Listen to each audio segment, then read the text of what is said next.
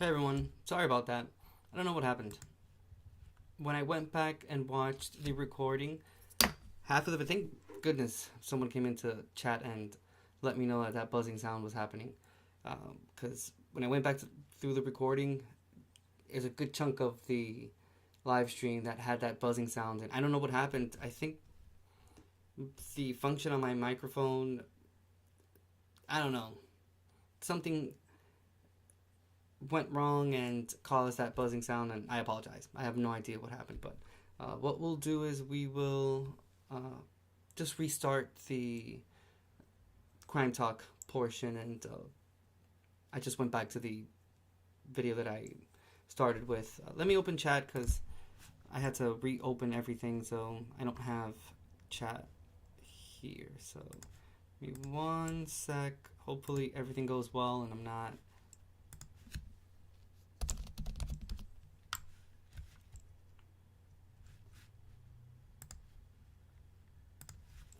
Okay, so one sec. Thanks for being here, Bushlight. Thank you so much for letting me know as well, because I was not gonna notice that.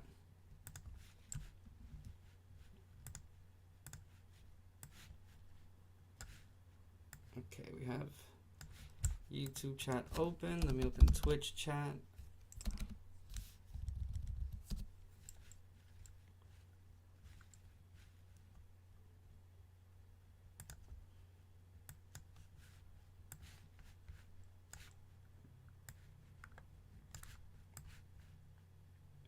All right.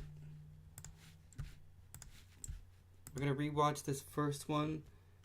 Content creators handle is Simply Nick Live. Again, we're watching Crime-tok videos on TikTok. There's the name. Okay, it's Savannah Soto. Like I mentioned before, this whole buzzing situation, but this case was the case of the couple. She was pregnant, very young, 18-year-olds that were found in the trunk of their car probably like a week and a half ago. That's who they are talking about. Her name is Savannah Soto. I don't know his name, but it caused quite an uproar because of A, the fact that they were both extremely young, and B, the circumstances that they were murdered under, like they were shot in the head. So very sad all around. I mentioned it before, but I saw a video on TikTok of someone explaining this, but apparently the boyfriend, father of the child, had been involved with, I don't know, maybe some like gang activity or something. I don't know. People like to talk a lot.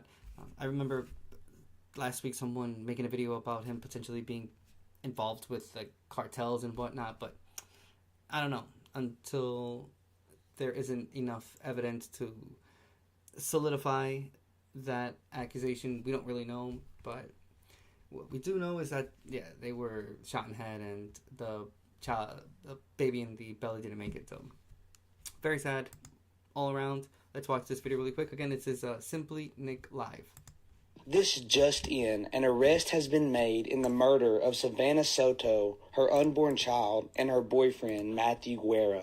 Christopher Preciado is believed to have carried out the murders just before midnight on the night of December 21st. After doing so, his own father, Ramon, helped place the bodies where they were eventually located. Ramon is specifically being charged with abuse of a corpse, while Christopher is being charged with capital murder. While being flocked by reporters during Ramon's transport to jail, he was asked why he did it and if he had any remorse. His response was strange, as he said, quote, "Fake news," and, quote, "Aren't you sorry for lying about what you're saying?" The duo can be seen in this security camera footage shortly after the murders, possibly relocating the bodies to where they were eventually found. Savannah and Matthew were both fatally shot in the head. However, the location of the crime is still yet to be known. Christopher is currently being held on a $1 million bond, while his father, Ramon, is being held on a $100,000 bond. Authorities have yet to release any type of motive. Okay, so the last news about this case was a day ago. Well, yeah, talking about them. This is from people.com. I think they'll briefly explain in more detail what happened. So I'll just quickly read it. It's a title says, after pregnant teen and her boyfriend were found shot to death in car, father and son are arrested. It says that Savannah Soto, who was 9 months pregnant, was first reported missing by her family after the teenager missed her appointment to induce birth in December. This was published January 4th, 2024, and it was written by Emily Palmer. It says 8 days after a pregnant teen and her boyfriend were found shot dead in their car. A father and son have been arrested in the Texas capital murder case, like we just saw right now. Christopher Preciado, age 19, is charged with capital murder in connection with the deaths of Savannah Soto, age 18, and Matthew Guerra, age 22. Ramon Preciado, age 53, is charged with abuse of a corpse after allegedly helping his son discard the vehicle with the couple's dead bodies inside.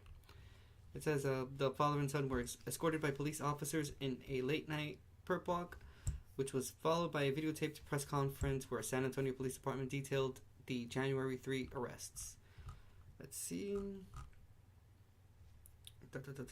Okay, so Soto was first reported missing in Leon Valley, Texas, by family December 23rd, after the overdue mother missed her appointment to induce birth, according to police and her previous missing persons report.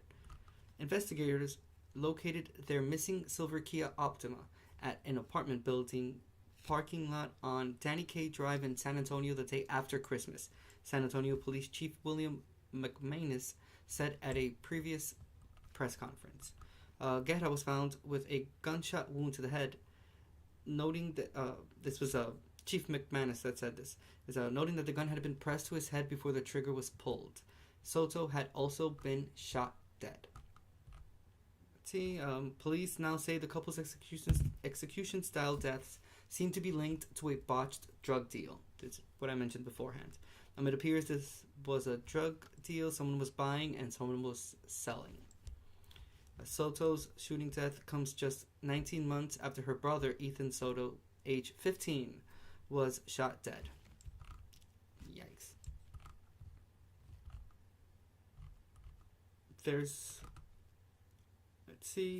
Investigators developed a lead after reviewing surveillance footage allegedly depicting the father and son meeting to help discard the bodies, according to police, which was this little bit right here where we saw them standing right next to the cars, right there. Let's see. Police released the footage on Instagram and Facebook in December, trying to garner more clues. In the footage, described by the chief at his press conference, Ramon is seemingly depicted getting out of his dark pickup truck and passing to his son something to weigh the car down with before Christopher allegedly drives off in the couple's Kia.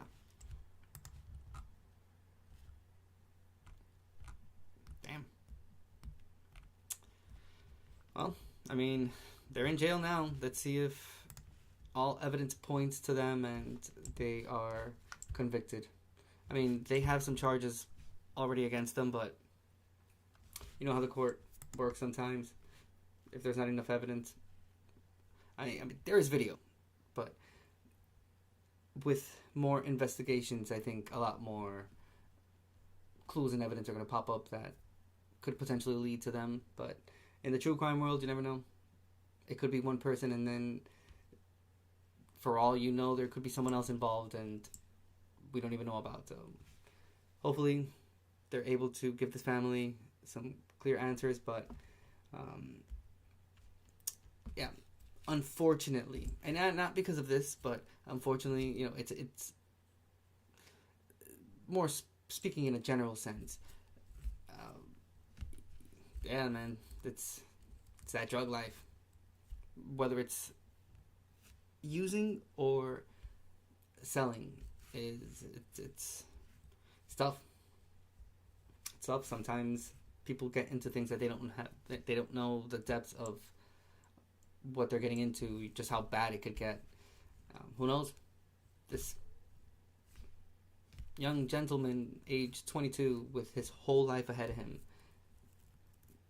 you know, was involved in the drug world. Hey, man. It sucks, but that is I'm not gonna say that's what always happens, but it could potentially lead to that. So I don't know. Stay safe out there, guys, because it's not easy. I mean, I don't know.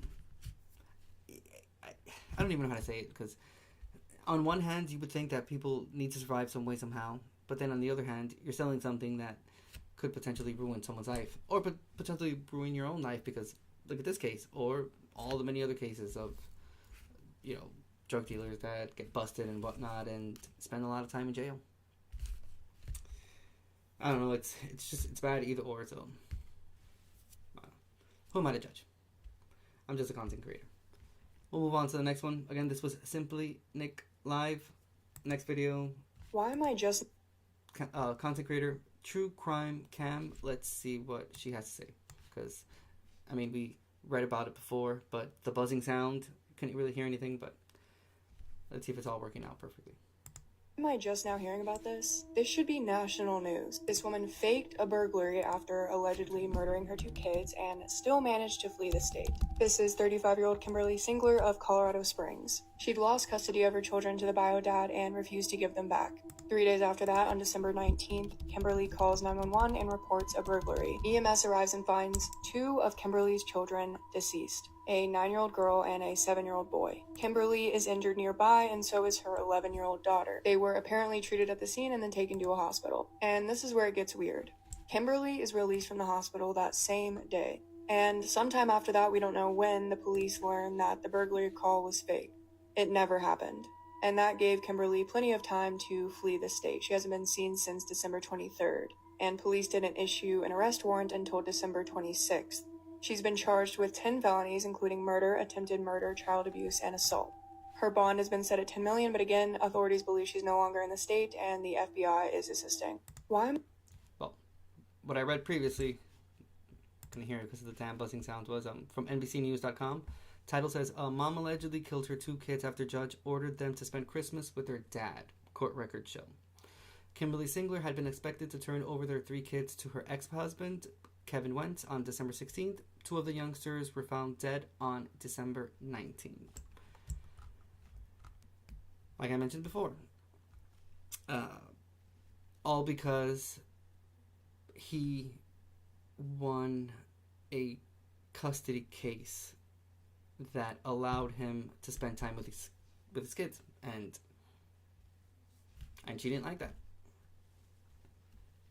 Instead of doing harm to her own self, she could have just left. She could have done anything else. She committed a heinous crime against her kids because she was petty and she was being spiteful towards her ex-husband, which, again, it's her ex-husband. They're not together, so they had already divorced. They should have both kept on with their lives, but no. They show the picture of the 2 kids here. I'm not going to show it, but I mean, yeah. Very smiley kids. I hope she goes to jail for a very long time, because this is quite horrible, but I'll read through it really quickly, especially the most important parts. That way we have an update on this case and we know where Kimberly Singler's facing charges, like what's going on with this. But okay, it says a judge had ordered 3 Colorado children to spend Christmas with their family, with her father, before his ex-wife allegedly violated the custody decree and killed 2 of the kids. Court records show. So, Kimberly Singler, a 35-year-old Colorado Springs woman, was taken into custody over the weekend. Listen to this. In the United Kingdom, and held in connection with the killings of her younger daughter, age 9, and son, age 7, officials said. So not only did she flee the state, which is what True Crime Cam said in her video, because up until that point, the authorities had not released the information that she was in the United Kingdom. This article was written yesterday, January 3rd, 2024. Sorry, still getting used to the year switch. It says, on December 19th, police responded to an early morning 911 call about a burglary at Singler's condo where they found the 2 dead children. Their mother and their 11-year-old sister were taken to the hospital. Police eventually said that there had been no burglary and issued an arrest warrant for Singler, who had already fled the jurisdiction. See, Singler and her ex-husband, 38-year-old Kevin John Wentz, had been locked in a years-long court battle over custodial issues. Singler had recently accused Wentz of pulling a knife on her, and the allegations briefly cost him time with their children. The court eventually ruled that Wentz didn't represent a threat to his children before lifting the restrictions against him spending time with them.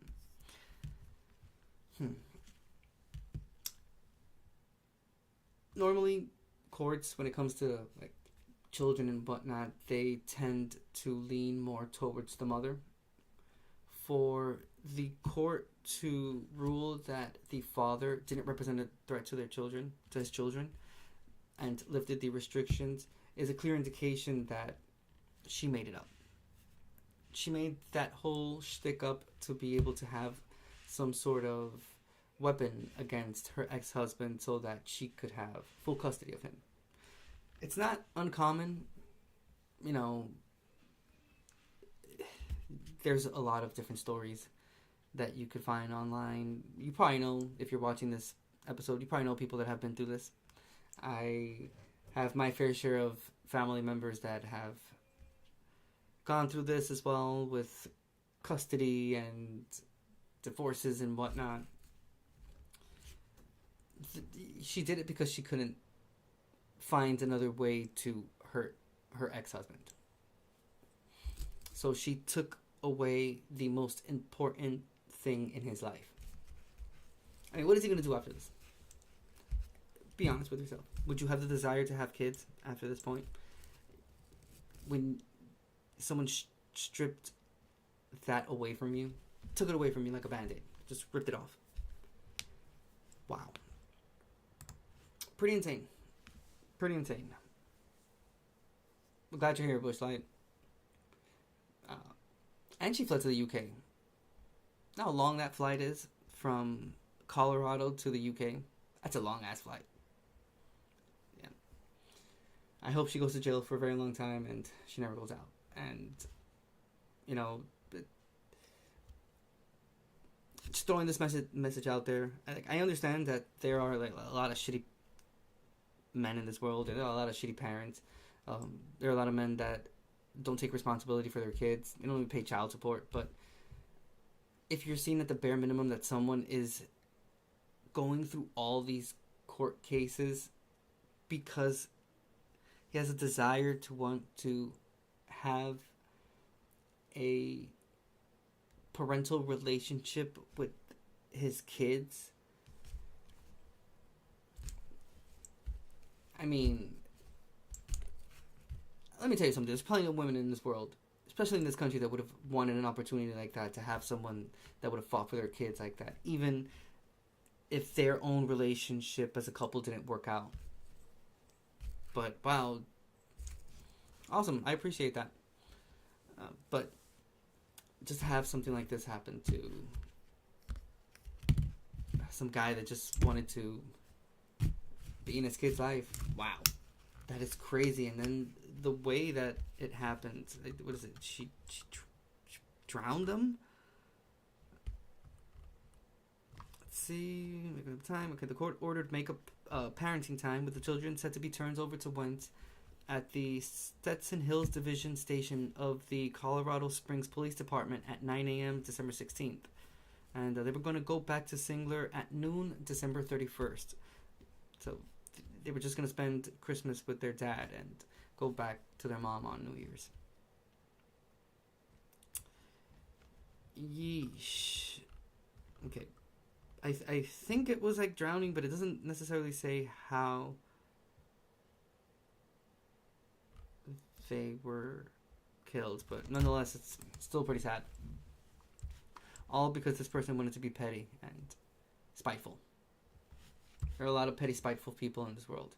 And that's why I always talk about the value of life and how there's many people that don't find value in it anymore, especially when it's someone else's life. Because, again, just leave. Don't just go. It's not uncommon for people to just walk out on relationships and walk out on their kids and shit. Like, it's not an uncommon thing. I'll give you an example. If you've seen that documentary, Love Has Won, the Colloidal Silver lady, the gray, blue lady. She had 2 kids. And she walked out on the kids. Like, they went to dinner. It was her mom, the 2 kids, her. And she just got up and left. Small children and everything. They were raised without their mom. Obviously, that's horrible. But for it to get to this point, much rather the person just leave. But whatever. Truly sad. Like I mentioned, this is a true crime cam. We're going to move on to the next video. A mother pushed her child on a swing for over 40 hours until he died. This is the tragic story of Ramisha Sims and her poor little son, Jayeli. It was May of 2015 when Ramisha would take her little boy, her little 3-year-old son, to the park as they would normally go. This time something was different. Ramisha had been off her schizophrenia medication for a few days now, and when she took her son to the park, no one knew that she was in the middle of a psychotic break, so she put her child inside the swing and started pushing him. More and more hours passed by, and poor little Jair was just in the swing, helpless. He couldn't get out, and his mum was almost in some sort of daze. She was in such a psychotic state, and she ended up being there throughout the entire night and the next day for 44 hours, until finally poor little Jair passed away. He passed away in the swing due to hypothermia and dehydration. She stood in the same spot for all those hours pushing him. Wow. Like, you can imagine how frightened he was and how uncomfortable and cold, how much pain and discomfort he was in. And it's just one of the most tragic stories I've ever heard. So obviously help eventually came. There was a few people that say that they did in fact see her, but they just thought that she was going and coming back.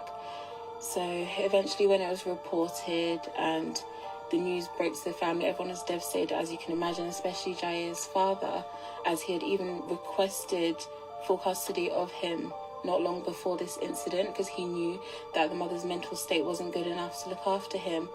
But while all that was being sorted out, Ramisha decided to stop taking her schizophrenia medication that she had been taking for all this while, and these were the harmful consequences to her actions that day. It went to court, obviously, and she was found not guilty because she was in the middle of psychosis, but she now has to attend counselling and therapy and get psychiatric help every week. So that's the tragic case of Jair. Other video just ended there, but this was the one I was reading beforehand. She was having a psychotic breakdown. She suffered from schizophrenia. She was not taking her medication. This was back in April 2016. Well, it was reported April 2016. I think it happened in 2015. Indeed, it was 40 hours. Child died of hypothermia and dehydration, and she was found not guilty due to the fact that she was having a psychotic episode and she was suffering from schizophrenia. One of the things she mentioned that I read on the article is that she is taking therapy. Obviously, she lives with the guilt of what happened. I don't think one bit that it was on purpose or in a malicious way.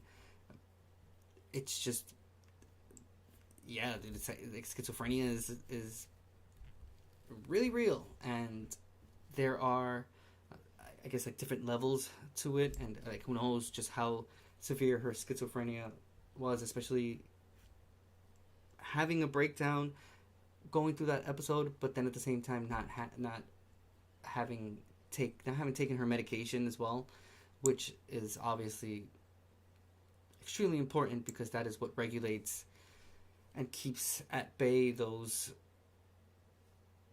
psychotic episodes. So yeah, I just hope she's doing well.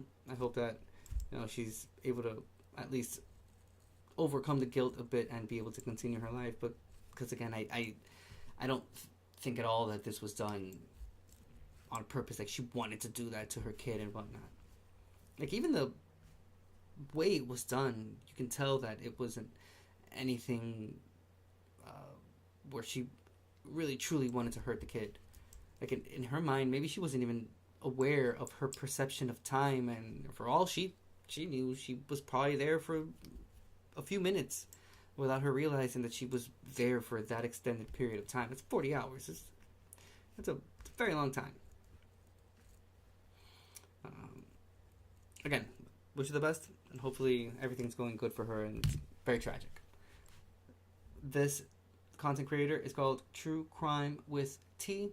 Again, when I upload these videos to YouTube, I will include the handles on the paragraph portion of the description box. So that way you can just click there and it'll take you right to their TikTok and you can follow them. These are all great content creators that are making these videos for our entertainment. Move on to the next one. Breaking news, authorities have now confirmed the weapon used to take the life of Savannah and Matthew has been located. Authorities held a press conference today. Take a listen. Detectives also conducted a search warrant at the home of the suspects where evidence was recovered. Gun, believed to be the murder weapon, has been recently recovered from the suspect's home. The DA also spoke as to whether they will seek the death penalty in the case. Take a listen. It's too early to tell. I don't know whether or not this is something that we will make that decision. We'll cross that bridge when we get to it. As in every other case where we have a defendant who is death penalty eligible, we have a capital crimes committee that will meet, that will make, we will hear a presentation from the lead prosecutor in the court where this case ends up, and then we will discuss the facts that go into making a decision to seek the death penalty. Furthermore, authorities also spoke as to the quote deal and said Savannah and Matthew were both doing the same thing. Take a listen.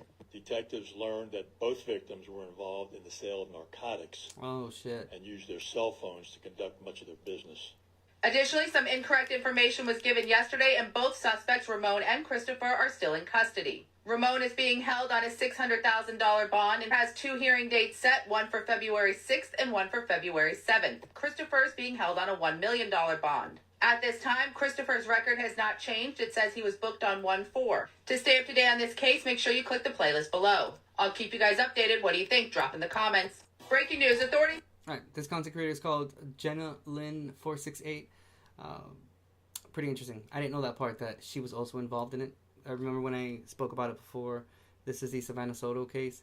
I had mentioned that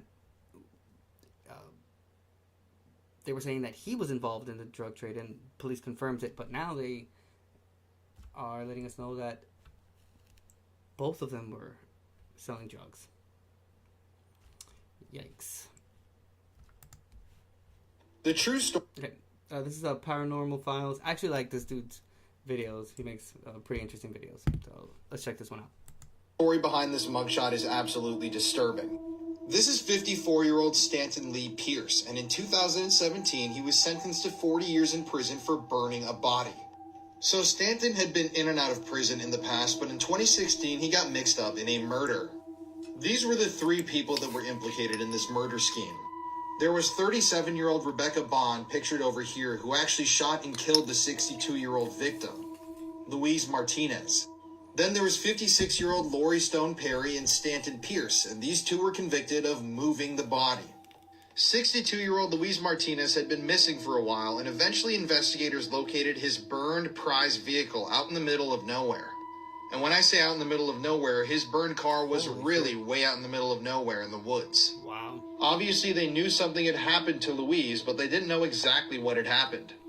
Well, Louise's body was eventually found also burned in a local cemetery, and from that point on, investigators knew that they were looking at a hardcore murder.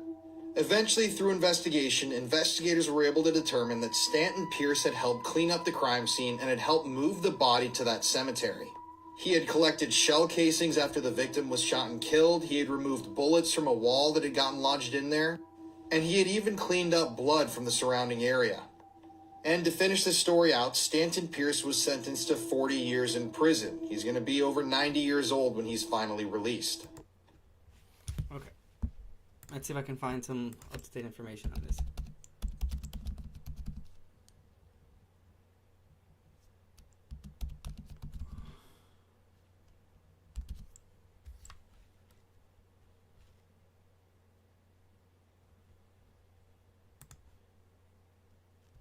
Okay, let's see if there's any up-to-date.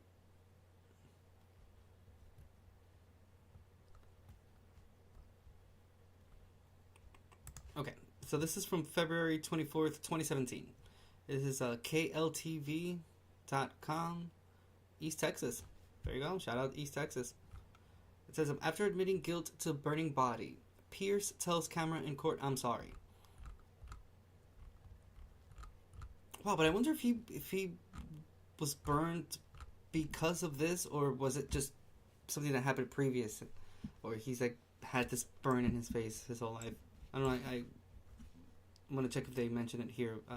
This happened in Smith County, Texas, and it says a man who was arrested in connection with a Smith County murder case has been sentenced to 40 years in prison, like the content creator said. Let's see. Okay. Pierce was arrested in September 2016, along with two others, after the body of 62-year-old Luis Martinez was discovered in a Smith County cemetery. Martinez had previously been reported as missing.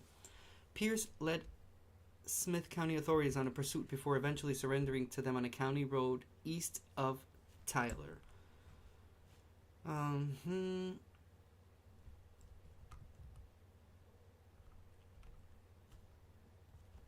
trying to just kind of skim through the information to see if they give a motive to what happened. Like, why did they all did this?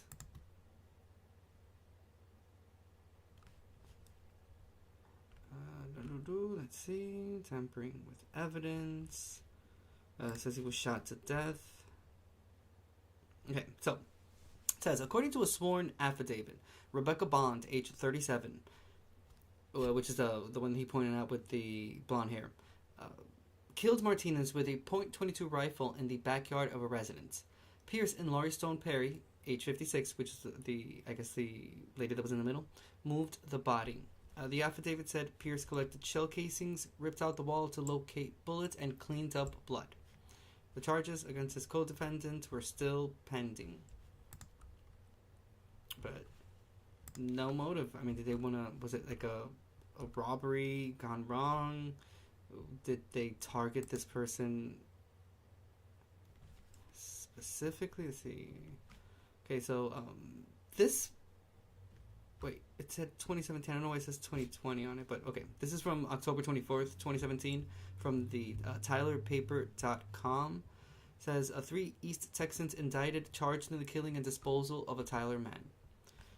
Let's see. So they were all arrested. He was found dead.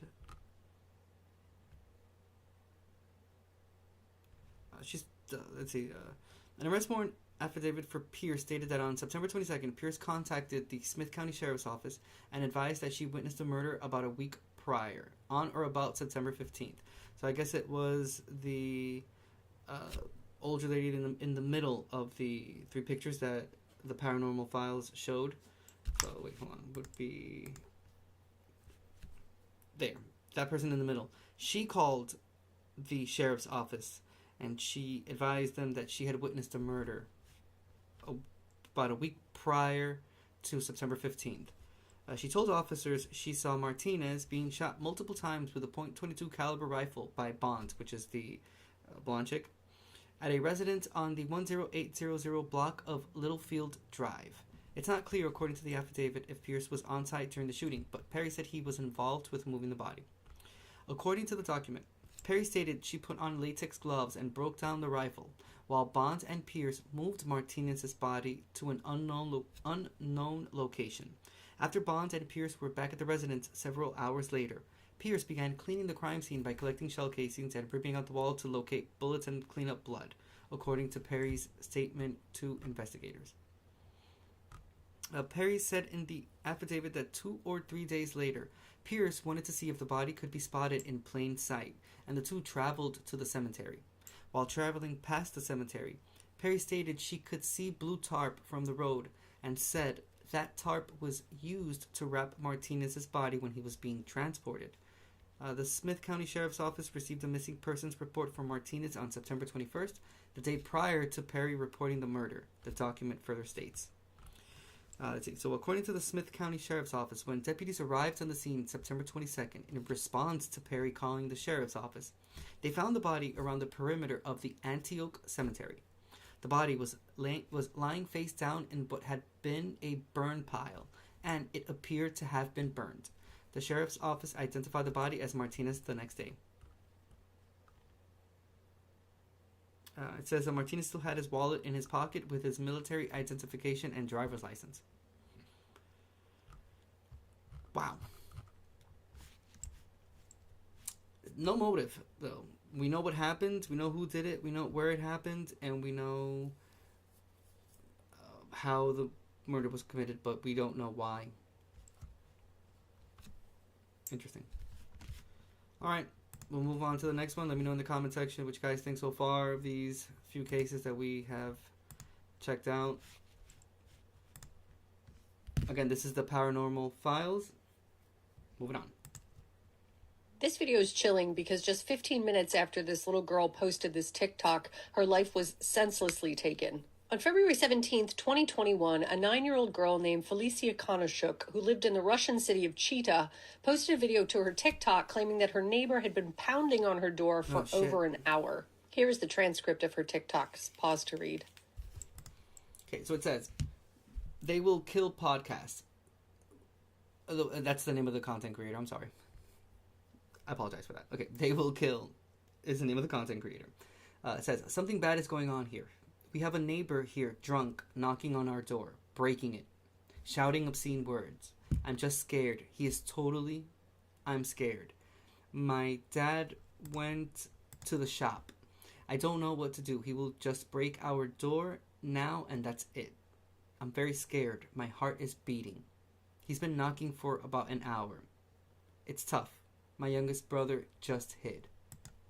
The incident started after Felicia's father left her and her brother alone to go to the store. Eventually, the neighbor stopped knocking, and Felicia chatted with her friend about the TikTok video that she'd posted, and her friend invited her to meet her at the park to take her mind off of things. 15 minutes after Felicia posted the video, she heard a soft knocking on the door, so she went to answer it, thinking it was her friend or her father. Before she could answer the door, the neighbor opened fire and took Felicia's life. Her father returned moments later to find her, and she took her last breath in his arms. The neighbor was 33-year-old Vasily Dunay, who had been getting increasingly more aggravated over the sound of some home repairs Felicia's father had been doing. He was also extremely drunk at the time. He pled guilty to the crime and was given a 17-year sentence to be served in a penal colony in Siberia. Vasily was fully aware that there were children in the home, so do you think 17 years is long enough for something that reckless? I mean, I don't know the laws in Russia, so I don't know how severe prisons are there. Back home in Dominican Republic, 17 years in a prison, I mean, you're going to be there for life. You're probably not going to get out, but 17 years in a prison in Dominican Republic is 1,000 times worse than being in the worst prison here in the U.S. So I don't know, again, how their system, like their prison system is in Russia. But yikes. I want to... A girl posted this TikTok. Sorry. Her life was senselessly taken. On February 17th, 2021, a 9-year-old girl named... Okay. Felicia Konoshuk. I completely butchered that last name. Let's see, Felicia no.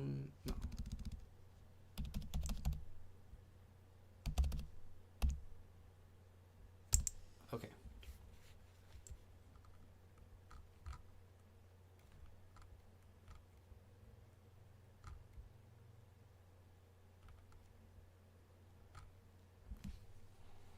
Wow, and that video is still on TikTok. It's crazy. Alright. We're going to read from 7 News.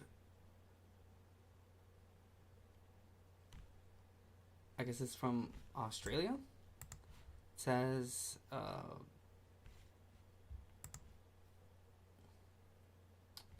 drunk neighbor shoots Russian girl, age 9, dead after she posted hour of terror on TikTok. So, home alone, Felicia had been terrorized for an hour by the raging man banging on the door. She finally thought she was safe.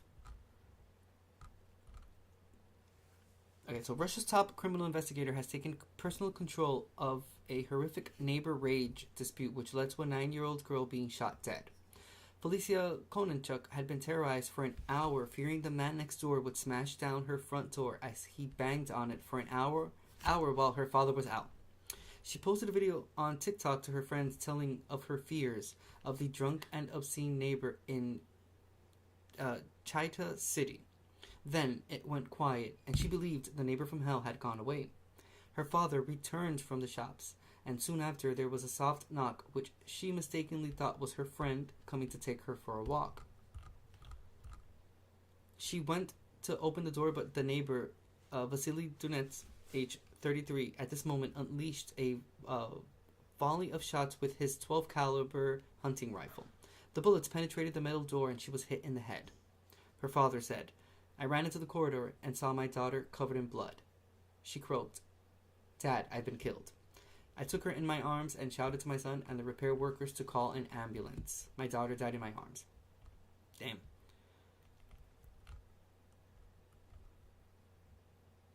And he posted a video showing the girl in her open coffin ahead of the funeral. Damn.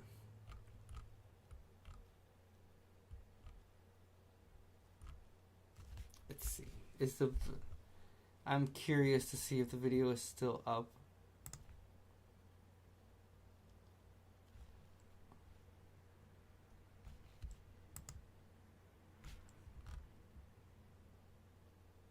Okay, it says, Dunet, who worked in a household supply store, confessed to the killing and was detained, said police. He had been angered by noise from repair works at the Kononchuk's flat, he said. Russia's top criminal investigator, Alexander Bastrykin, a former university classmate of Vladimir Putin, who heads the Russian Investigative Committee, has taken control of the probe. He faces a life sentence if convicted. The girl's father denied he had kicked Dunets during the dispute, saying he had told him to sleep because he would not speak to a drunk man. Her mother said they had previously had good relations with the gunman neighbor. Yeesh. Okay, let's see if I can find the...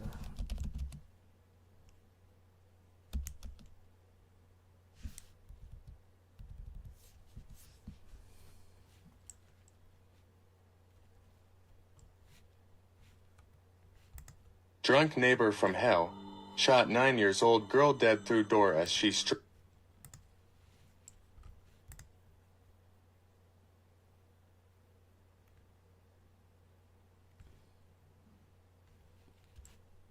just the actual video. It didn't even start. У нас там сосед, он пьяный, он, короче, стучится на дверь, всю ломает. Я просто, мне страшно, блин, капец. Мне очень страшно, у меня сердце бьется.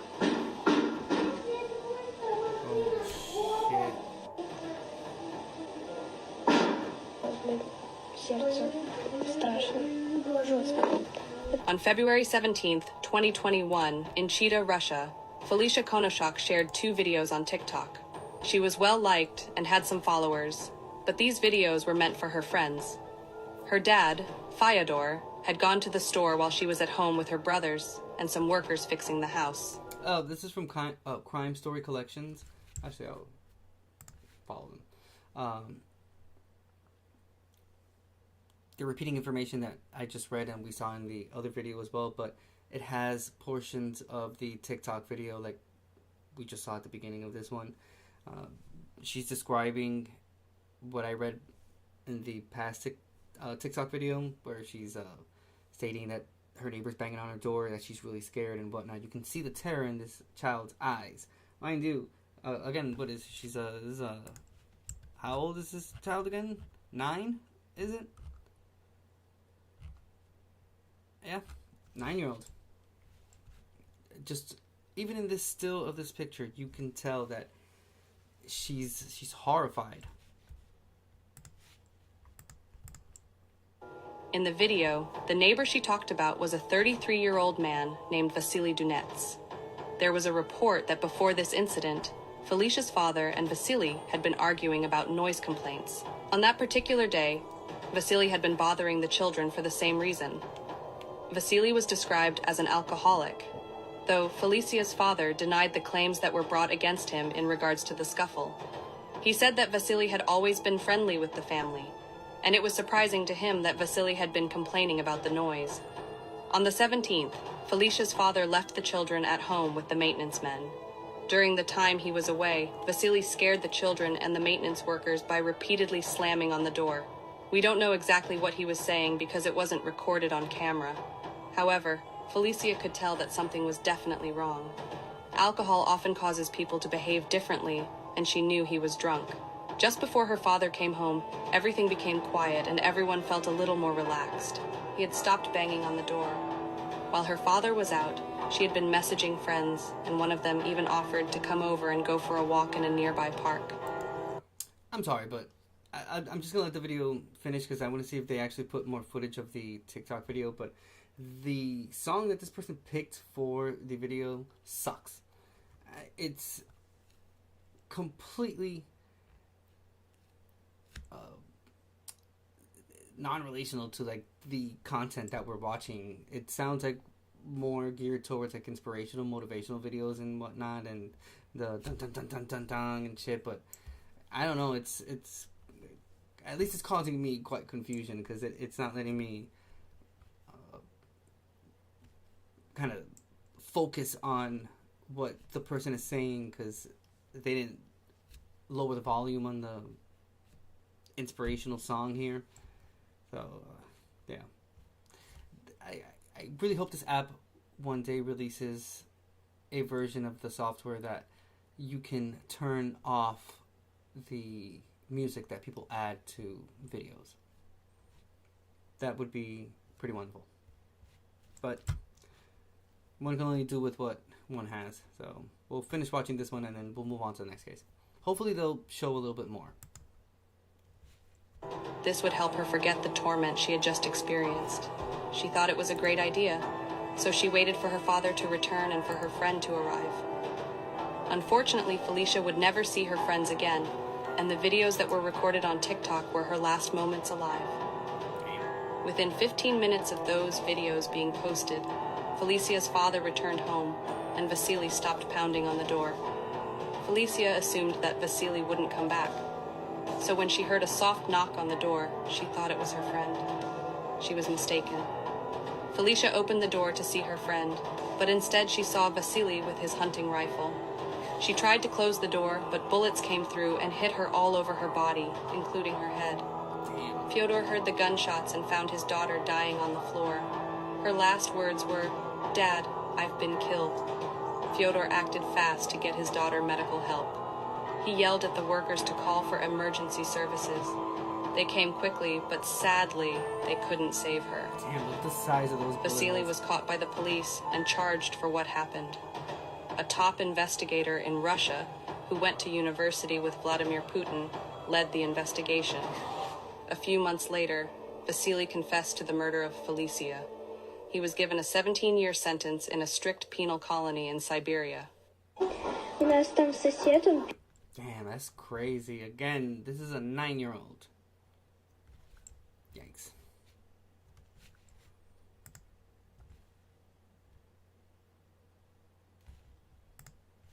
Alright, let's go back to True Crime Talk.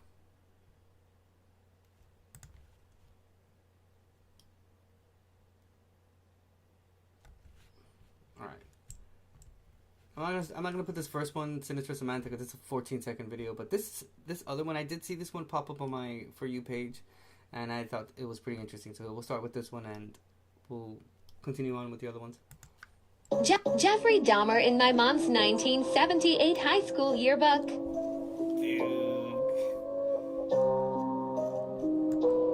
Yes, he's even blurred out in a club picture. Oh shit. Jeffrey Dahmer. I actually know someone that was going to be set up on a date with Ted Bundy. She's living in Florida, and she backed out because she had something else to do. So she had to ask for a rain check for the date, and she was going to eventually go on said date later on, but she never did. And years later, she apparently was watching the news and saw the whole court when they were accusing him of all the killings and whatnot, and she dodged that bullet.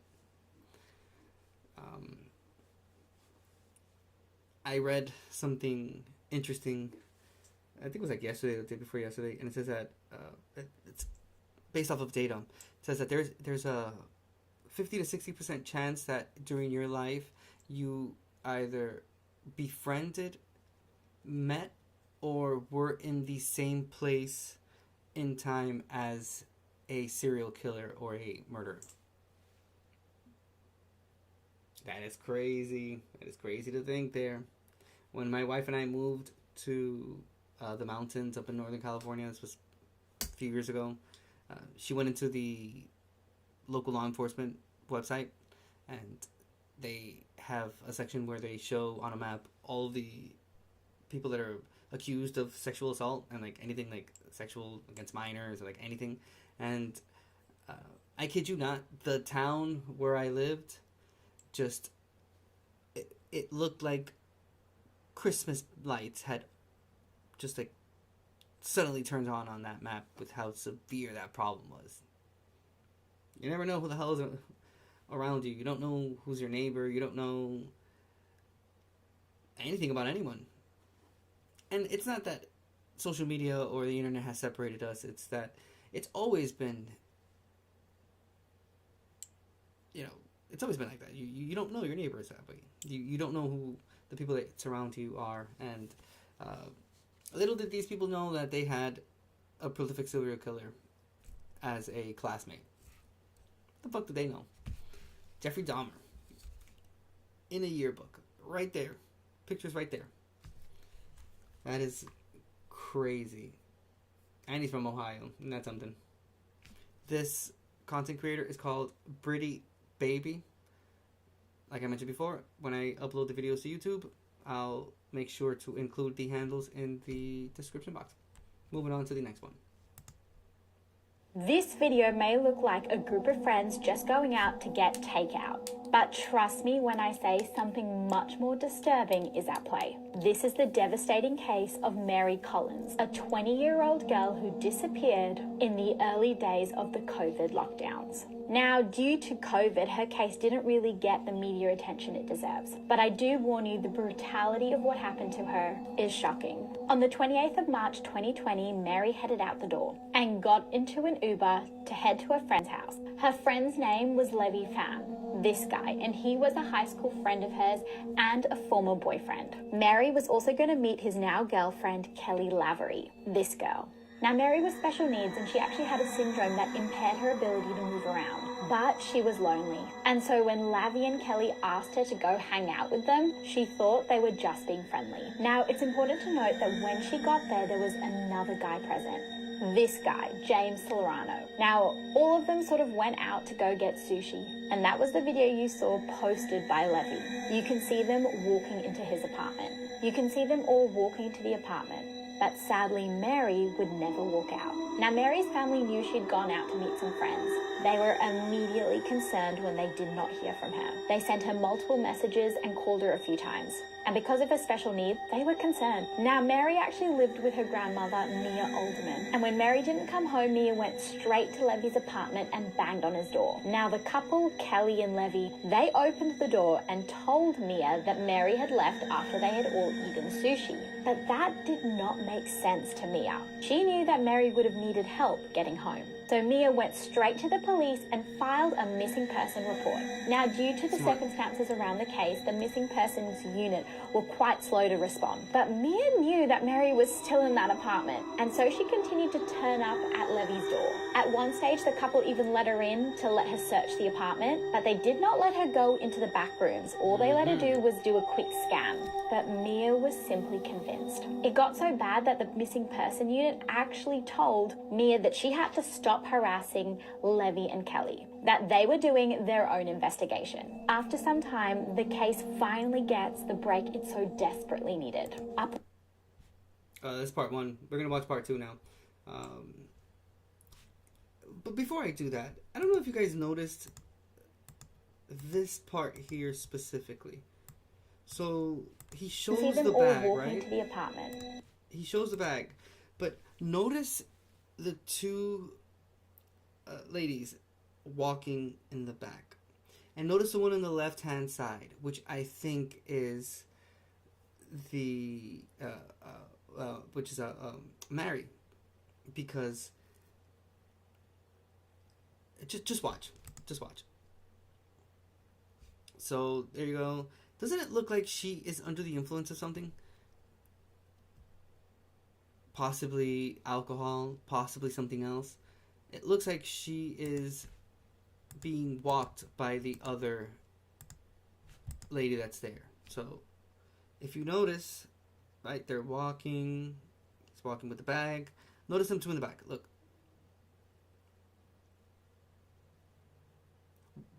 The one on the right is holding the one on the left, as if she is too inebriated or intoxicated, or something is going on that it's impairing her her ability to walk properly. She has a rare disease that causes that in her body, so I guess it could be that the other girl was helping her, but given the circumstances of the case, it kind of seems like, from my perspective, I don't know about yours, let me know what you think in the comment section, but it kind of seems like she is inebriated. Something's not right. And they're like holding her and carrying her forward, as opposed to it being her just like walking on her own or whatnot. I don't know. We'll watch it one more time.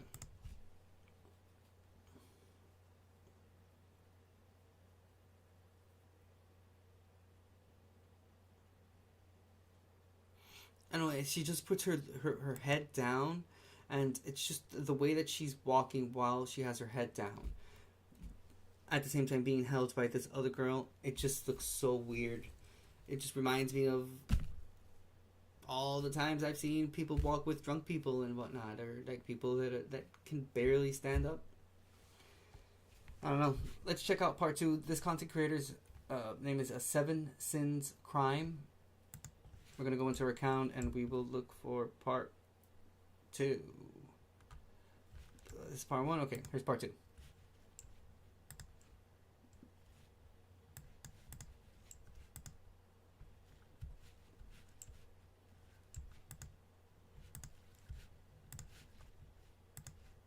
When 20-year-old Mary Collins disappears, her whole family immediately fears the worst. Now, Mary had plans to meet up with her former boyfriend and high school friend, Lavi Pham. He's also meeting his new girlfriend, Kelly Lavery. You can see them all pictured in this video that he posted to Facebook. So when Mary goes missing, her family checks her social media. And what they discover is that these two, they've been bullying her online. They left her cruel messages saying no one likes her and other really mean things. Now, by this point, the police have been notified of her disappearance, but Mia, Mary's grandmother, is convinced that she's still in Levy's apartment. The police actually do a search of his apartment and they find nothing. And so they don't really push forward with the case. So it turns out that this guy, James Lorano, was present at the time of Mary's disappearance. And he boasted to a friend exactly what the trio had done to her. I won't share all of it because it's horrifying, but they stabbed her 133 times. They put a leash around her neck and tortured her. When she eventually passed away, they covered her body in detergent and cinnamon to mask the smell. They then... Wait, I thought she said that she wasn't going to say anything horrifying.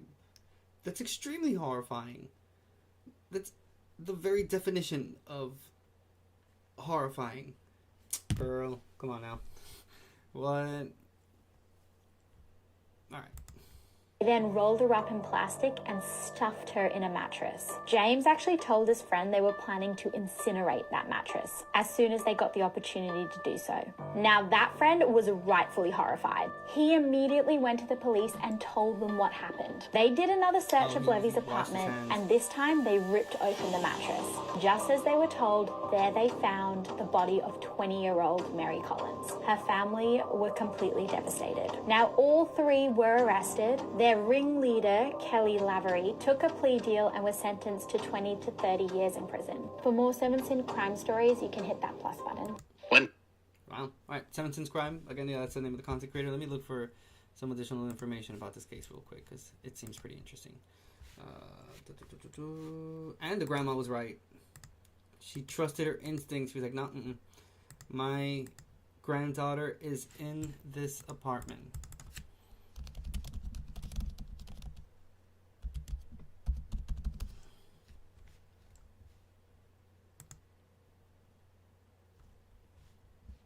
Okay, so the last news article that was published about this case was June 5th, 2023. And this is the Charlotte Observer. That will not let me do anything because I have ad blockers. Boo. Okay, let's see this one. WCNC. Alright. This is a news outlet from Charlotte. So shout out Charlotte, North Carolina. It says a suspect charged in gruesome murder released on bond. Wow. One of 4 people charged in connection with the brutal killing of a woman who was stabbed over 130 times and stuffed in a mattress was released from jail on bond. That was James Salerno. James Salerno, which was the one that went to the police originally and told them everything that had happened. Was given a $250,000 bond in January in connection with the 2020 killing of Mary Collins. He was released June 3rd. His charges included murder, kidnapping, and DWI. Let's see.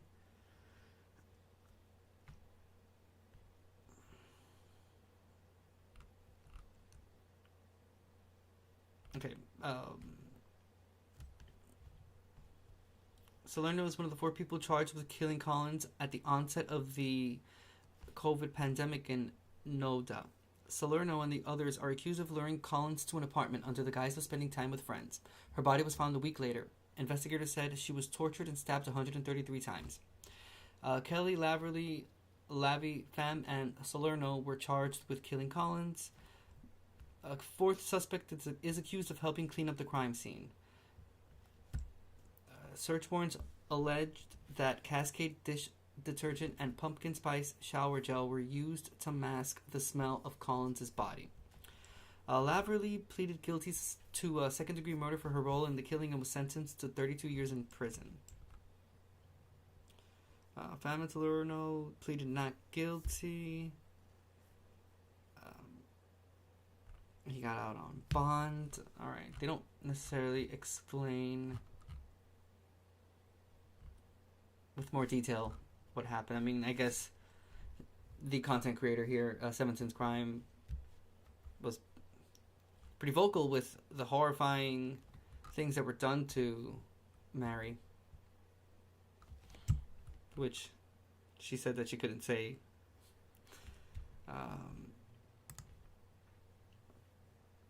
Okay, this was the original article when the crime happened.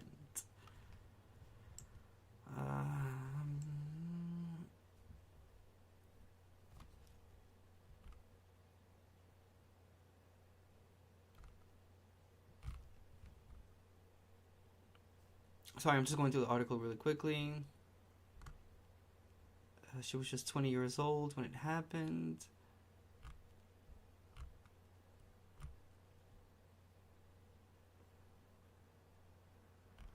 She actually really had the mentality of a 14, 15-year-old, and she had a severe speech impediment. So they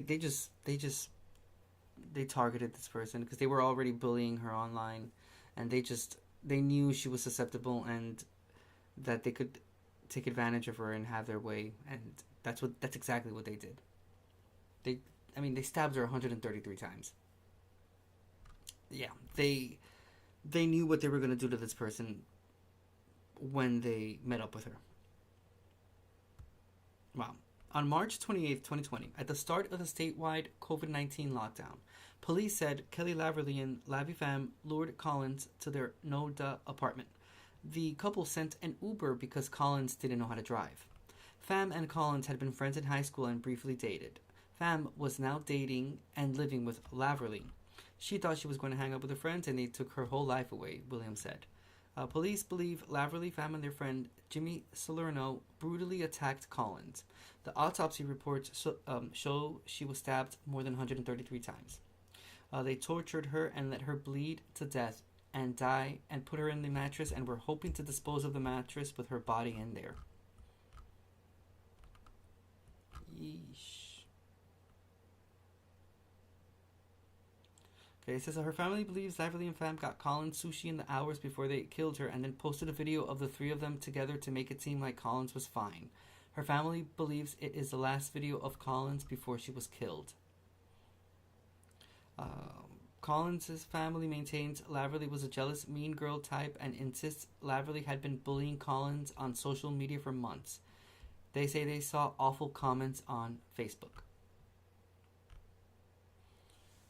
Warrens say after the crime was committed, Salerno told a friend he had been at a party with Collins and that Laverly and fam tied her up, beat her in a bathtub, and later hid her body in a mattress and were planning to burn the mattress. Wow. He told a friend casually at a party. No, that he had been at a party, but yeah, you just confessed to everything there, my guy. The witness went to the police. Also, it wasn't even Salerno that went to the police. I apologize. Previously, I had said that he was the one that went to the police. No. The friend who Salerno gave that information to was quick and smart to know that he didn't want to be involved in, or that person didn't want to be involved in any of this, and told on this dude. That is exactly what I would have done. I would have snitched on this person so quick. It's not even funny. So good for this human being that went to rat on this absolute monster and his group of other monsters. Okay, so that witness went to the police. The police then went to the Noda apartment where they say fam agreed to let them do a search, even walking the detectives to the master bedroom.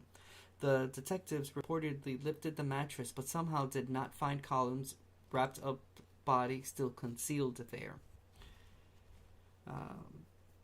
It says the Charlotte Mecklenburg Police Department Detective Brian Crum attributes that miss to how well the suspects did at hiding her body. 2 days after the initial consent search, that witness and a second witness went down to CMPD headquarters to talk to police, insisting Collins' body was still in the mattress. This time around, detectives went in with a search warrant, leaving neighbors at the upscale Noda apartment complex shocked. Yep, they went. The way everything played out, it wasn't obvious. They were shocked at how well she was concealed. They ultimately opened up the mattress in order to find her, and she was inside there. Hey, Duncan, how are you tonight? Hope you're doing well. Thank you so much for being here. Well, I'd actually started a little bit earlier, but I had some problems with the audio, and I had to restart the live stream again. So, yeah, it's been quite the interesting night, but I'm glad you're here. Hope you're having a great day. Hope you had a great holiday season. You too as well, Bushlight. Hope you had a great holiday season. Right now, we're just talking about the case of Mary Collins. She was found in a mattress because the people that invited her to hang out with them were complete monsters and just stabbed her 133 times and stuffed her into a mattress. And we're at the point of the case. I'm just reading through the article here after having watched the TikTok video. And police went to the house the first time and they even lifted the mattress and everything and they couldn't find anything. And the person that one of the suspects confessed to insisted to the police that the body was in that mattress, and lo and behold, 133 times. But lo and behold, the body was there, and that's where we are right now at this point. So they have already been arrested, and one of them is actually out on bond as of June 3rd, 2023. Unbelievable. I mean, pretty believable, obviously, because we're dealing with true crime cases, but they definitely had that planned already. So something was already going to happen to this person beforehand, and they just took the opportunity that she was hanging out with them to commit this crime against her. Wow. Very sad. Alright, we'll move on to the next one. Let me get out of this part here, because I just went into this person's account to be able to watch part 2 of the case that we were just watching. Where's the back button? No back button?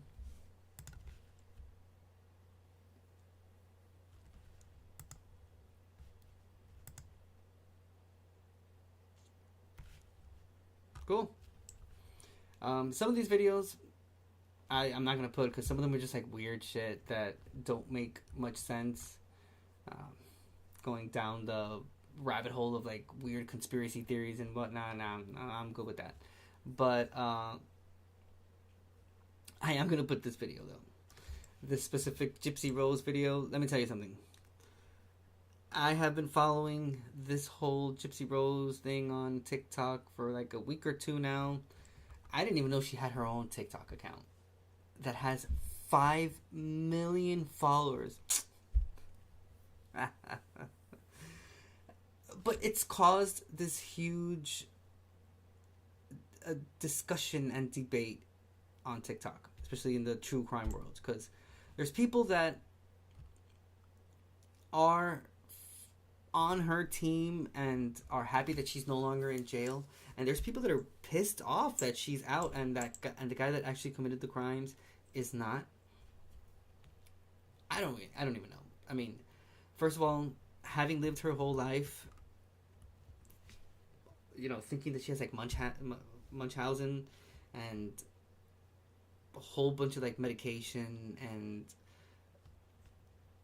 it was child abuse. It just wasn't like child abuse like we know it, like physical or something, but it was, you know, mental, emotional.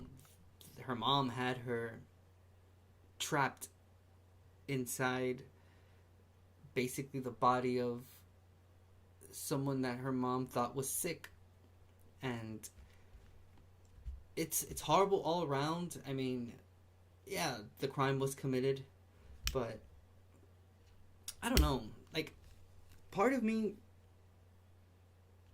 you know, understands the crime, obviously. You know, it shouldn't have happened, but if you really think about it, I mean, she abused her kid. Just imagine being pumped with medication for the better half of your life, all the time, and then if it were kept a secret, then I guess, you know, it would have been a little bit easier to manage. But there's pictures of her like all across social media during all that time. There's videos. She was in a commercial. She was in a Make-A-Wish list or whatever the hell it is. Like, she was visited by them and whatnot. She had a whole bunch of money sent to her. She was on the news a whole bunch in her town. So there's a lot of videos of Gypsy during that time. So just think of it this way. She has to live with that shame and embarrassment for the rest of her life, and everyone else saw it as well. It's not like she can hide it and reimagine herself. Like, everyone knows who she is. That's why she has 5 million followers.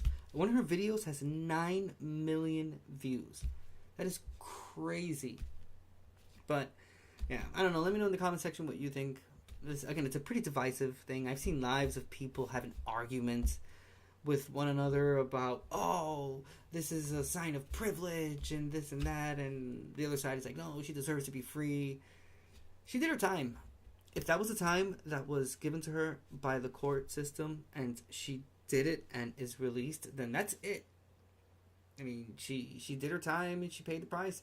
She's out. That's how the justice system works. That's how the prison system works. I mean, you do your time and you're released. I mean, if anything, you guys have to take that with the court system that only gave her that amount of time. I don't know. I do know that a lot of people go crazy with all of this let's see. I don't agree with her doing that. Abuse children, the parents, she was different. The damn doctor should have done something. That is true. That is true. I mean, technically, she didn't kill her mom per se. She had someone else do it, which is I think that's why she had the reduced time as opposed to him, the boyfriend that had that crazy amount of time, because he actually committed the murder. But I don't know. Nonetheless, I do think that she did do her time. If anything, it was the court system that gave her that amount of time. If they felt that she had to be there for more than what she did, then the court system should have given her that amount of time. But yeah, she's out and she has like a whole new life and she has like a boyfriend and I don't know, man. Could you imagine you giving your undying love to someone so much so that you would commit a crime for that person and then you're just sitting in jail switching channels on a TV they're probably sharing with other people and just so happen to see on the news that Gypsy Rose Blanchard, the person that you committed a crime for, is now free. And not only free, is now married to someone else and publicly said that she no longer feels anything for you. Now that's fucked up. Now that's fucked up right there. I don't know about you, but that is one way to bring someone down. Let me tell you. Yikes. And yeah, men and women are treated so differently in the court system. They are. They are. She was the catalyst. She was the catalyst. And now she's... Yep. Bushlight, we have a very old saying back home, and it says, I'll say it in Spanish and I'll translate it for you. And it says, los pelos del toto jalan más que la yunta de un buey. And that is, the hair on a pussy attracts more than the... What is it, the metal that they put on horses and donkeys? So that you can put them on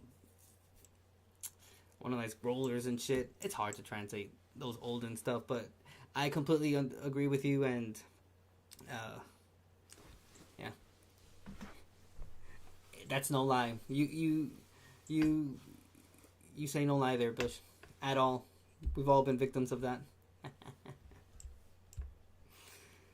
But wow, but to what point though? I mean, again, just imagine that scenario, which is what I imagined when I saw that she was going to be released. Like, that dude just sitting in jail, like, wow, I could have easily not done this for this person, and he would have been free right now. He would have been enjoying the pleasures of the world, eating steak and whatnot. Yeah, he's in jail. And let's just check out this video real quick. This was posted, what was it, December 29th, 2023. Gypsy Rose Blanchard has been seen in public for the first time since her release on Thursday as she checked out of a hotel to begin her life as a free woman. The 32-year-old Munchausen by proxy victim was spotted leaving a Fairfield Inn and Suites in Missouri, where she had stayed overnight shortly after walking free from prison almost 12 hours earlier. The couple then drove to a mall in a convoy of cars, including producers and a camera crew, that have been following the abuse victim around for their Lifetime show, where Blanchard bought 2 pairs of sneakers. Gypsy Rose Blanchard. Right. And I think she's also writing a book now as well. Damn. Isn't that something, huh? Well, I guess that's how it goes. Doesn't he remind you of Jared the Subway guy before the incident? Not after. Before the incident. When he first started. Kind of does look like him. I don't know. He used to like wear glasses like that and whatnot, but she's out, and yeah, I think she has like kids now as well, doesn't she? Or I don't even know. This world is so weird. What a weird situation, and her mom's still dead. It's crazy. All right, moving on. This I just took this from the Daily Mail. I want to talk about one of the most uncomfortable movies I've seen this year, because it's based on the real-life story of the 34-year-old teacher who groomed and preyed upon her 12-year-old student. And I want to show you a particularly disturbing part where the movie mirrors real life. And just a heads up, this is a very sensitive subject, but I cover a lot of stuff on this page for people with dark curiosities, so follow along. So the movie I'm talking about is called May December. It's on Netflix. And in it, Julianne Moore plays a woman named Gracie who met her current husband when he was just 12 years old and she was his 34-year-old teacher. And this is all based on the case of Mary Kay Letourneau, who did the exact same thing. Letourneau was sent to jail for 3 months after she became pregnant with 13-year-old Billy Falau's child. She was ordered to never make contact with Billy again, but shortly after she was released, the two were seen together. And then she spent over 7 years in jail where she gave birth to their second child. And upon release, the two married. And years later, the two gave a really upsetting interview where Mary said this. No, but I don't need to know him in this discussion. He's the child. I'm talking about you. Who was the boss? Who was the boss? What? Who was the boss back then? There was me pursuing you. Who was the boss back then? It's upsetting to watch Mary basically tell him that it's his fault all this happened, but the movie mirrors this in a really interesting way. I remember this. What if I was too young?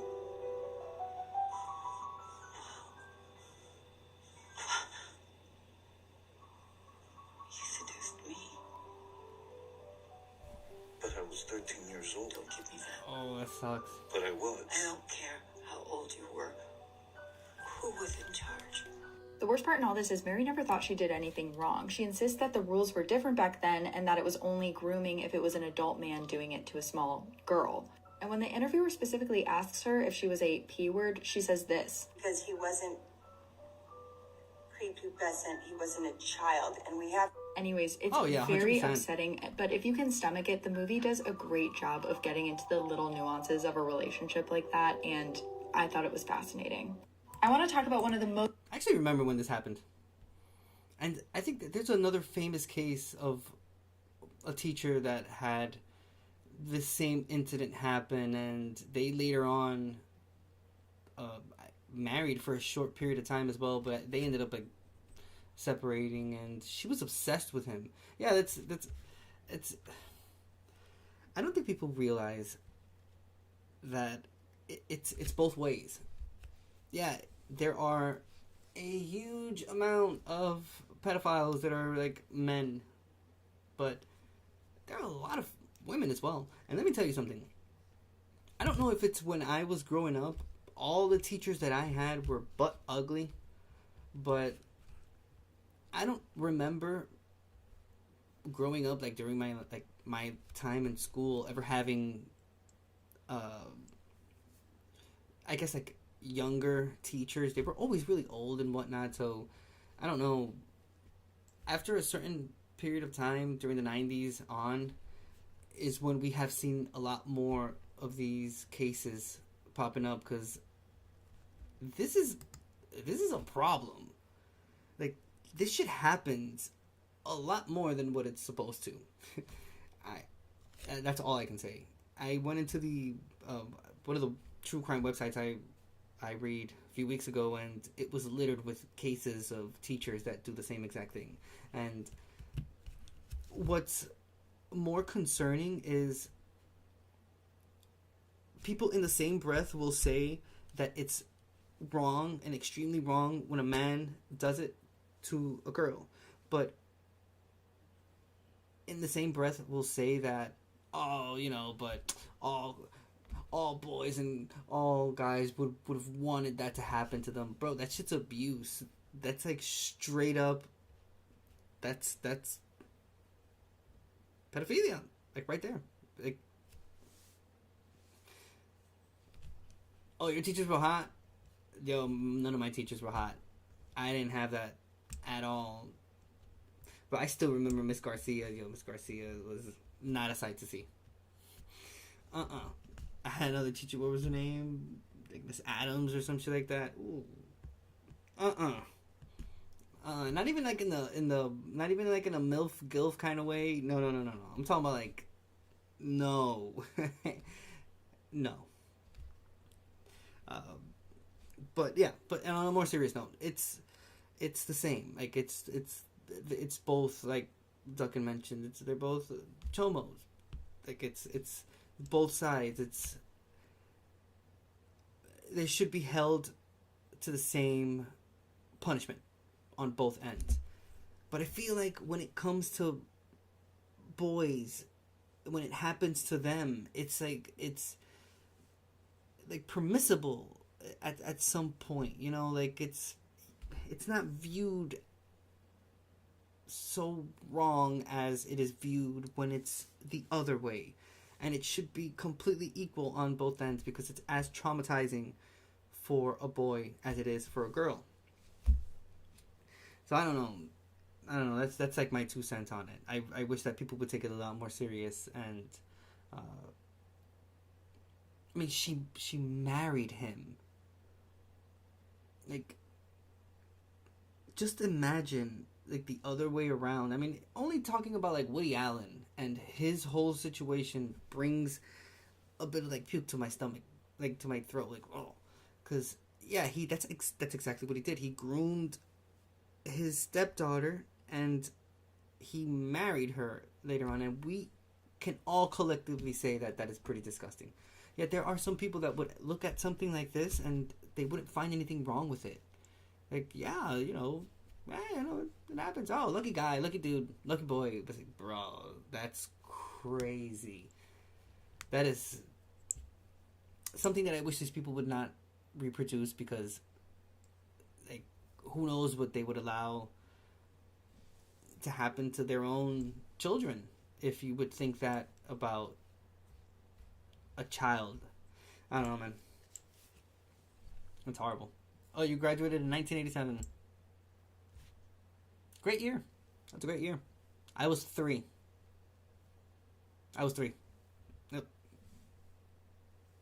Yep. You're however many years old young, because 1987 was a few days ago. Okay. Time passes pretty quickly. That's all I can say. Oh, Miss Armstrong. Oh, you're stuck in 1985? Oh, Duncan, you were born in 87? I was born in 84. So, yeah, I'm turning 40 this year. I'll be honest with you, it's been great. I've had my 30s have been so wonderful. Even with its ups and downs and everything that's happened to me in the last 10 years, if I could go back in time, I'd go back in time to me turning 30 and being able to relive my 30s all over again. I mean, who knows? Maybe my 40s will be even better. I mean, given the state of the world right now. But my 30s have been pretty wonderful. How are your 30s been, Duncan? And how were your 30s, Bush? Let me know in the comment section. I'd love to know. Yikes. Again, I hope everyone is judged with the same level, because this is crazy to just, like, they got married and had kids, 2 children, like 2 kids, and she completely gaslit him and told him that he was the one that seduced her. That is insane. I actually want to watch this now. I think Julianne Moore is an amazing actress. So I'm definitely going to have to check it out. Sign back up to Netflix. Alright, let's move on to the next video.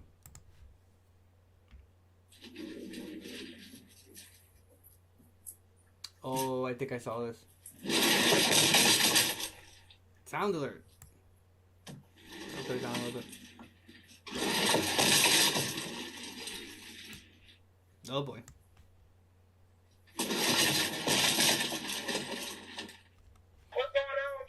I'm going to jail. I love y'all. What? I love y'all. What you mean? Friends, today's classless bastard is Shawntaria Jones. In 2018, she and her friend Shaylin Yeldon, with an acquaintance called Kima, went to meet Daquan Berry. However, he ends up dead. So what happened?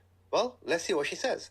Do I think that you're a cold-blooded murderer? Yes. Do I think your girlfriends who are with you are cold-blooded murderers? Absolutely not.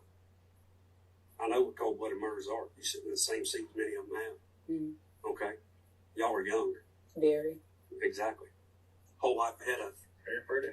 However, good things happen to bad people, or bad things happen to good people sometimes, is what I'm trying to say. And whatever happened that night, I mean, too much technology, too many people out there, too much social media, too much everything, okay? Now, yeah, this guy, he's out here selling weed. Yeah. All right, if he wasn't out there selling weed, would he have gotten killed that night? Probably not. A lot of times we put ourselves in bad, people who get killed put themselves in bad places sometimes. Not always, but a lot of times they doing something wrong. Yeah. All right. And here you are, 3 girls. You don't know if you're going to get jacked. You don't know what's going to happen. Yeah. Okay. All right. So once we work this murder, all right, and we start compiling our information, autopsy, shell casings, evidence at the scene, phone, Facebook, the whole 9 yards. All right. I like to say, when we bring you in here, I say, you can tell the story for us. Or if you don't, when we go to court, I'm going to tell it for you. You know what I'm saying? All right. So, regardless of this kid, a 19-year-old kid, okay, young kid, all right, regardless of whatever he was still a son. He was still a brother. He was still an uncle. True. You know, he was a grandchild. All right, and nobody has the right to take anybody's life. Do accidents happen? Absolutely. That's why we're sitting here today, because we have done our homework. All right, because we have Shay on her way in, and we have Kima on her way in. All right, we have your car. We have your car seized. We seized your car today. Yeah, okay. I seen that, and I'm like, how'd you see that? How do you know? Well, I didn't see that. They told me when I was sitting on the porch right before I came here. We seized your car, and of course, the first thing, your lovely boyfriend. Okay, that's part 1. Let's watch part 2. This is a Crime Watch 7. I'll be honest with you, I love watching interrogation videos. Some of them are long, so you have to have a lot of patience with them. Some content creators chop them up and put like the best parts, but some of them are extremely interesting, especially when the cases are really, really bad. The interrogators have to put their own emotions to the side, which is an extremely hard thing to do, and they have to train to be able to get to that point, but they have to swallow all that and ask questions and try to get answers to something that, 9 times out of 10 they have the evidence already there, and they kind of know where the course of the whole case is going, but having to ask those questions, and many times it's things that have to do with like kids and shit, and a lot of these interrogators have their own families, and I can only imagine having to hear, for example, like the Chris Watts interrogation case, the interrogation video.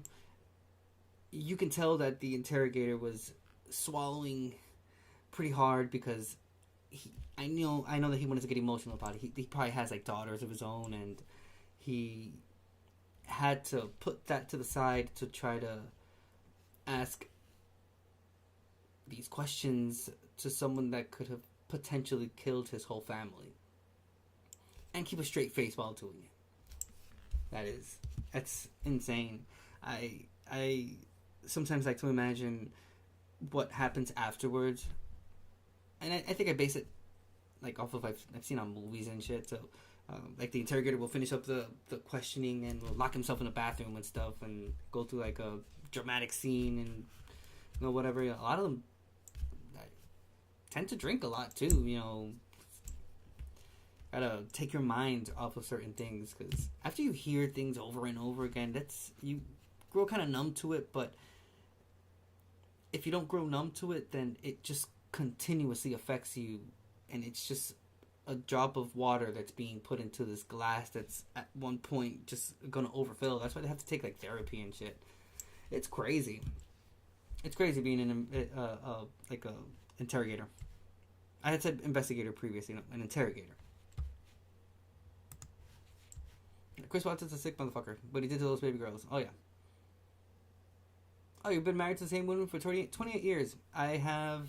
I've been married to mine for 16. Mm-hmm. Same as you, faithfully. Oh, you're on the good end now? Nice. That is some pretty predatory behavior.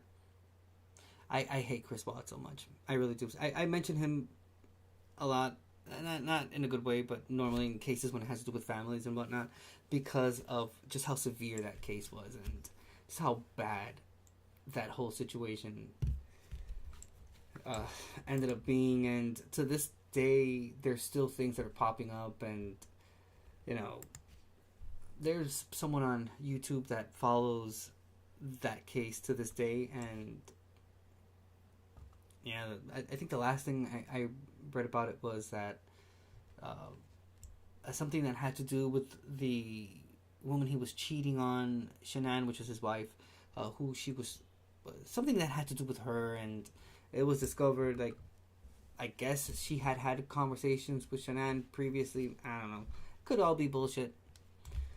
People like to make things up for clickbait and whatnot. But yeah, let's. I'm gonna look for the other part of this one that we just saw, because I want to know what happened to the person they're talking to. Wow. Okay. Yeah, we might not be able to do that. It has 12 parts to it. So the person just took the video off of YouTube and chopped it up into 12 parts. Probably 2 minutes each. I think that the whole thing is probably like, 20, 30 minutes long? Nah, I'm good. I'll put part 2. Maybe they'll mention what happens, but after that we'll just move on to the next one, because I'm not about to do 12 parts. For me to do that, I might as well just look for the video on YouTube and just watch the whole thing. But yeah, I don't want to do this whole part situation. That y'all's tumultuous relationship that you have, arguing back and forth. So he wants to get that seat on the bus. Mm-hmm. So he says, "Hey, Sarge, can I talk to you?" Mm-hmm. I said, "Yeah. What you got, man?" So we go talk a little private, in the back of the car, and bring him down here. And he said, "My old lady, my girlfriend, told me and her mother what happened." Oh no, he killed his daughters. I think there's another case that's similar to Chris Watts. I think that one happened in Canada, I think. But that one, I do remember, was 3 boys. Yeah. But the one that we mentioned, Chris Watts, that one specifically, he killed his 3 daughters. 2 daughters, or 3. 2 or 3. Either or. And his wife. Because he wanted to be with his mistress, who he had been cheating on his wife with for quite some time.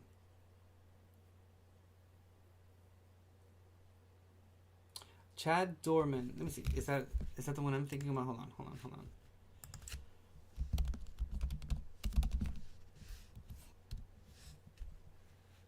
Oh God. Oh wow. This was. Oh okay. No, this is not the one I was thinking about. This was recent. Wow, this was a month ago.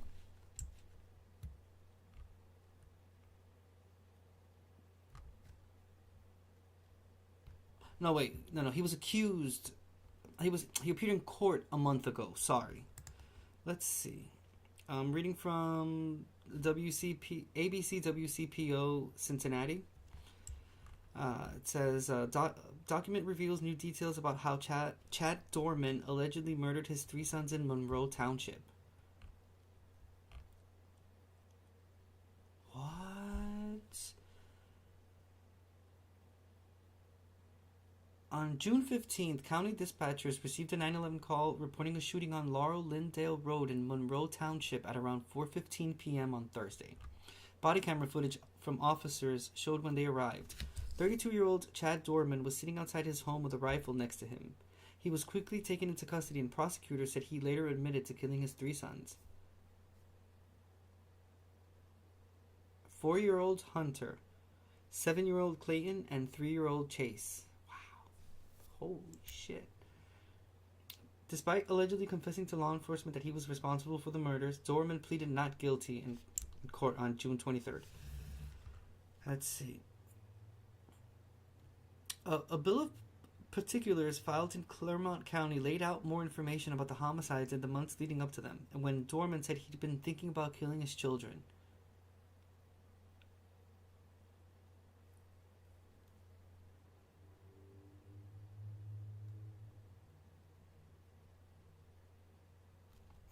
Holy cannoli.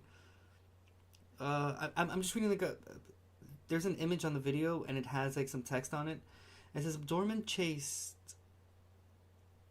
and he began shooting and hit his son.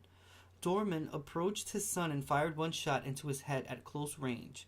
His stepdaughter tried to run with youngest son, but Dorman caught up.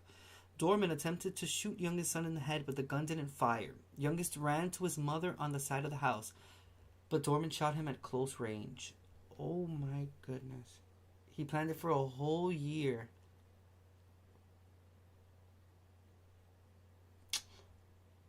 No, I didn't know about this case. Wait, the footage is on YouTube, but the footage, the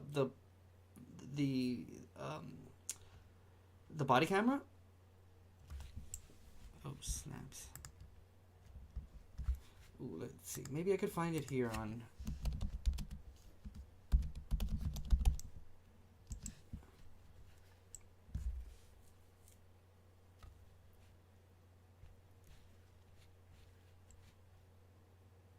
Let's see. So this one is from... Okay, this video is from November. Oh, this is the... Okay, here's the body cam footage. What's your name? Chad. Chad. What's your last name? Dorman. Gorman? Dorman. Dorman. Have you ever been here before? I think one time for fight with Dad. Don't be doing that, man. Hey, what happened? What's going on? Oh, come on. What's your name? Fight with Dad. Don't be doing that, man. Don't be beating your head on the wall, okay? Yeah.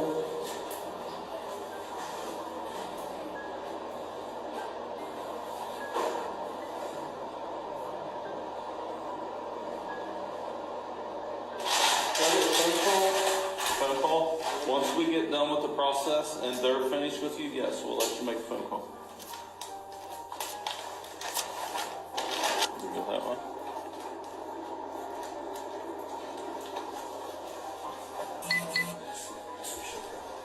Alright.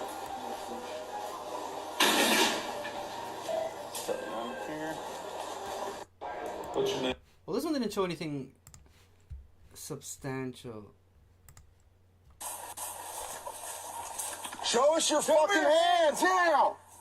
Stand up! Stand up! Stand up! Stand up now! Stand up! Stand the fuck up! Oh, it's gonna get the rifle. Get your hands up here. Tell me 21. Send there. There's got to be confirmed that there's people that need first aid, and that's the shooter who's not complying. They need to take care of the victims. They have to shoot him and shoot him. Man, I tried to hurt my body. I'm completely sober. Never did drugs. 63, 121. Get the EMS over here. Well, I did drugs when I quit, but I don't do drugs now. I'm sober. I'm not trying to fight you.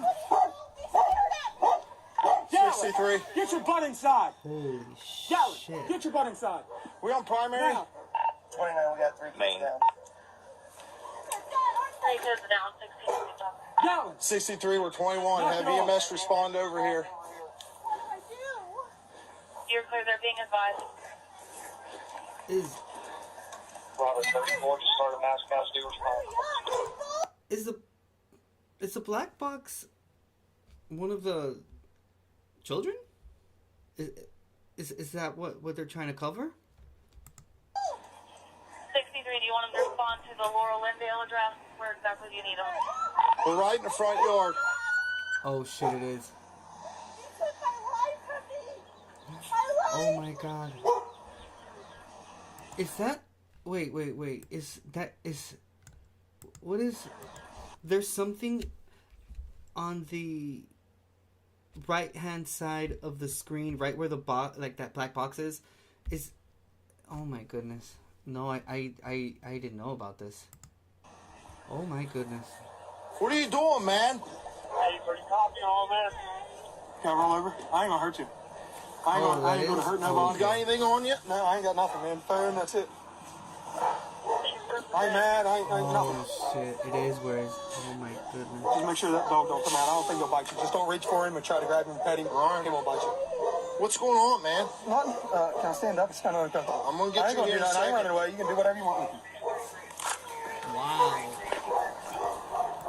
Dude, he's acting like they just caught him smoking a joint or something. His demeanor is just so... Just as if this is a normal traffic stop. Like,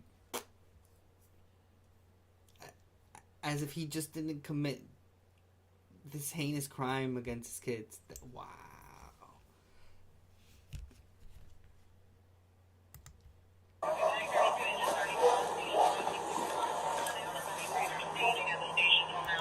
Bro, you know the restraint that you have to have as a police officer? To not whack someone over the head right then and there. Just whack them once. Pop! I can only imagine. Because we're all humans. I mean, even with the amount of training that you get, we're still a human being. And in the midst of like that adrenaline and, you know, and you know, stop right there and put him on the floor and all this shit. And when you know that what you're arresting someone that has just committed that serious of a crime, damn, I can only imagine just how mad they are inside, but they can't do anything about it.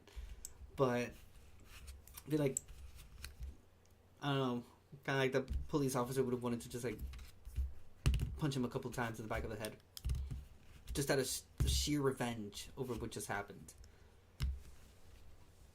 Wow. Some of these people are lucky that cops aren't, that they have to train with their emotions for the most part. Because if this would have been some cop having a bad day or something, or just like some really pissed off officer or something, they would have tackled that dude way worse on the like tackled him on the ground and whatnot. But yeah, again, he's just acting like he was arrested. He failed to put on his like seatbelt and whatnot. I watch a lot of the police videos, not so much because of the police, because like their job is kind of boring it gets boring at some point. But I like to watch all the dumb things that people do, and the reasons why they get arrested. And having seen so many of those videos, you can tell kind of like when people don't really give a shit about getting arrested, but it's like really dumb, petty stuff. Like, you know, you didn't wear your seatbelt, or you don't have a license, you don't have a registration, or some shit like that. But again, he's acting like this is just a walk in the park for him. Like, he didn't just destroy a family's life and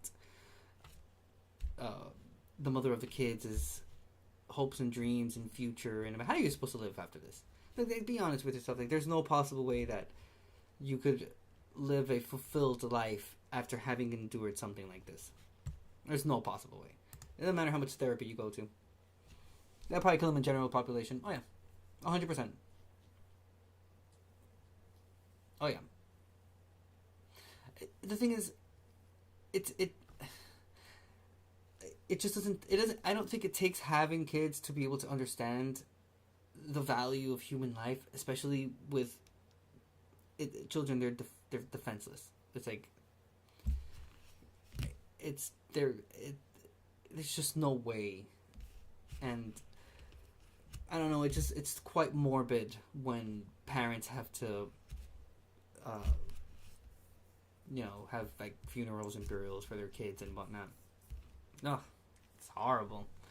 And then it have happens in broad daylight like this in a neighborhood, and he destroyed probably a good 10-15 people's lives for the rest of their lives. Everyone close to this family, her siblings, if she has siblings, her friends, her parents, all of uncles, aunts, grandparents, cousins from his side, those are all family. That's it. That family is destroyed forever. You don't get past this anymore. Yeah, the stepdaughter ran down the street, tried to save one of the sons. Hey, they must have been so terrified. I agree with you, Duggan. Yeah. We watched that video of that 9-year-old that got shot, and you could tell on her face, like, the terror in her eyes, listening to the banging on the door. Wow. 4, 7, and 3. Wow, that 3-year-old didn't stand a chance. Damn. Wow. What an evil, callous man. Crazy.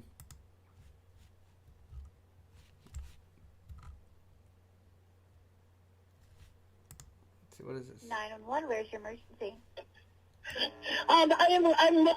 There's a girl running down the street saying that her stepfather is killing everyone in her family. It's on the corner of where there's a body shop and the fire department. Do you know what road this is? Okay, what's your name? Get into the fire department. What's your name? Do you know what road this is? Laura Lindell Road. You said what? It's Laura Lindell Road. Okay, and what did the female say to you? She says that her stepfather is killing everybody in her house. Oh my God. I did. I'm on the phone with them right now. Did she say how or what was happening? I asked her to get in the car with me, and she said she couldn't leave her family. But I think she ran to the fire department. So she went to the fire station. What did she look like? She's probably a young teenager, probably like 16 maybe, with long blonde hair. And she has a black dog. Did she say anything about a baby? I don't know about no baby. She said she just couldn't leave her family. But I see a car running around. 911, where's... Damn, and then they put this picture there. Damn. Yep. This is like a if you were to just switch the two, I mean, they even look like Chris Watts' daughters. If you were to put them like side by side, like they're children. Wow. Someone wrote in the previous video that we saw that they never thought that they were going to see the day that they were going to see a case worse than Chris Watts. And wow, this is some cold-blooded shit. Okay, this is the last one we'll see of this one, and we'll watch a few more. And all of a sudden I hear Crime-tok boom, videos. boom, and at like 5 more, I'm like, that's 7 shots. That's shots. Like, there's no way. So I was freaking out like this before I got ready and everything, and I don't know, man. I just saw, before that, I saw 2 cars right here on this street zoom as fast as humanly possible. It was like, something's going down. Like, we heard skids, and I was like, this is, like, too far for it to not be something. And I thought maybe it was fireworks, but it was a boom, like a loud boom. And all of a sudden, I hear boom, boom. Wow. Let's see. Watch as the cop dodges Chad Dorman. That's a real close look.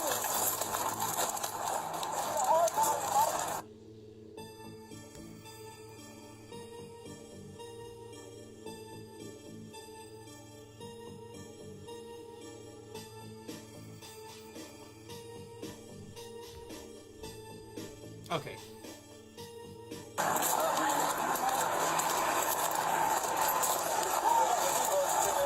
Okay. Listen. It could well be that this is a small town. It's not that big.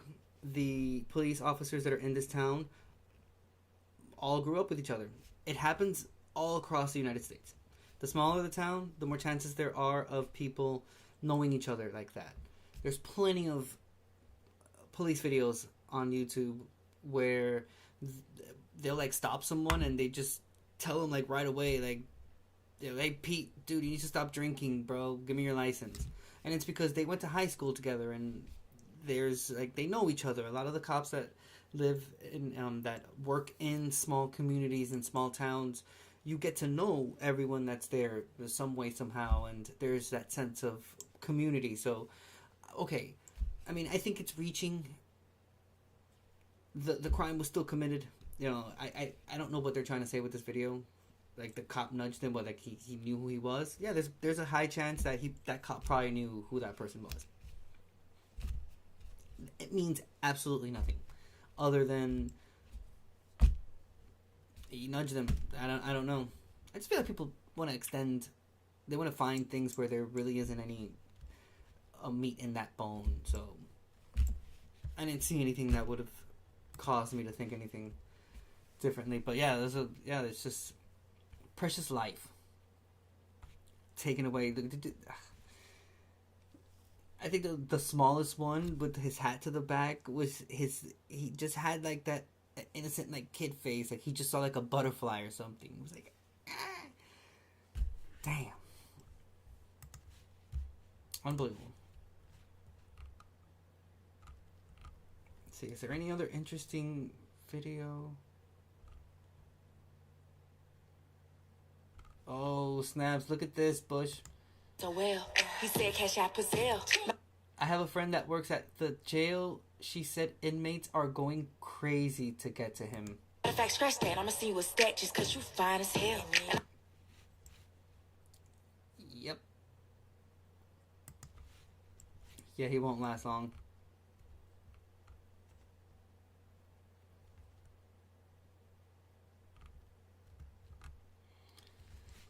Oh man. Oh man. Very sad. Very sad indeed.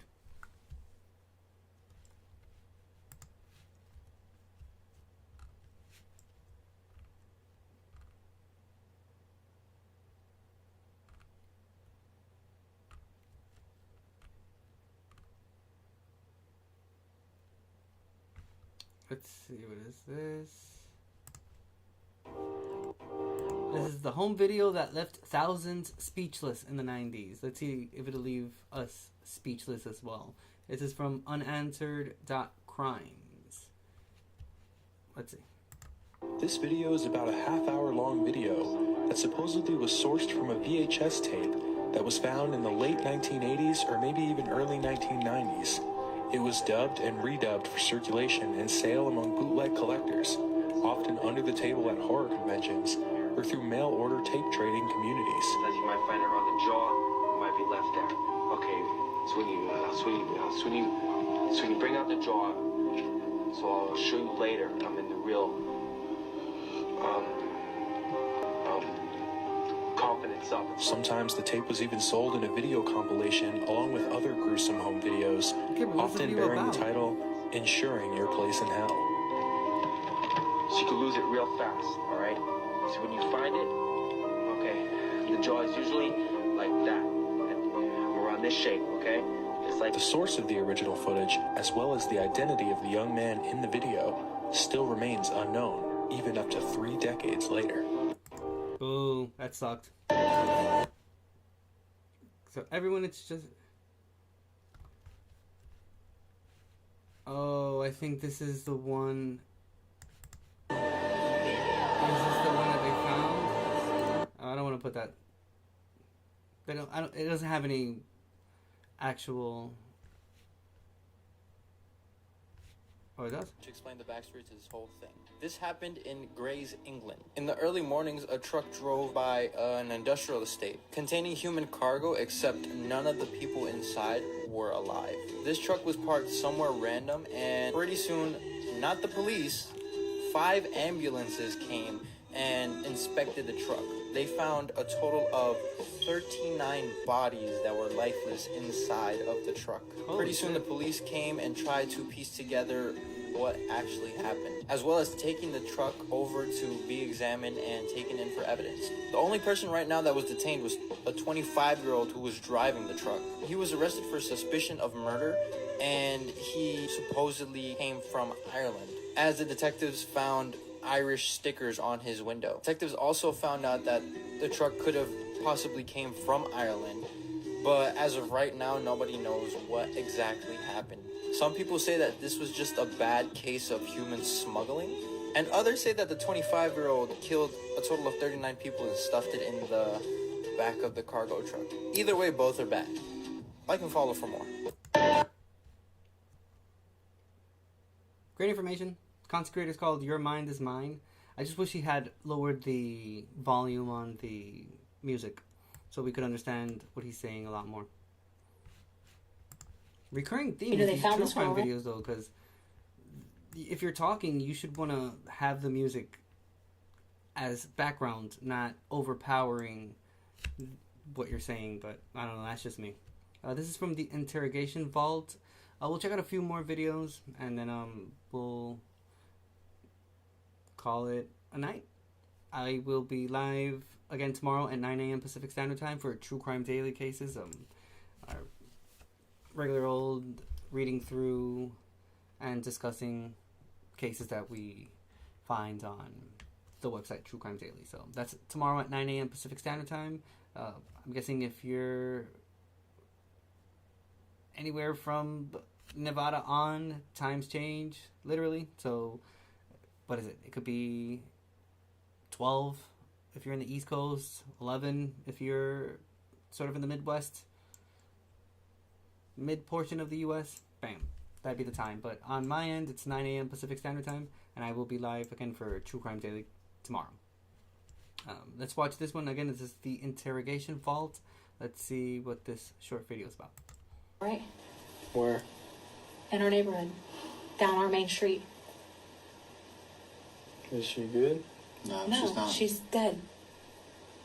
That's why this is very important. It's all on you right now. What is my problem? You were the last one seen with her. So right now, it's facing you. Wait, these old high school footage of a guy building a bunker kills. Oh, it's 11:46. Dang, I appreciate you being here. Thank you. It is pretty late. It's 8:49 here as we speak. But I appreciate you being here, Bushlight. Old VHS footage of a guy building a bunker kills neighbor's husband, kid, and kidnaps his wife. Let's see.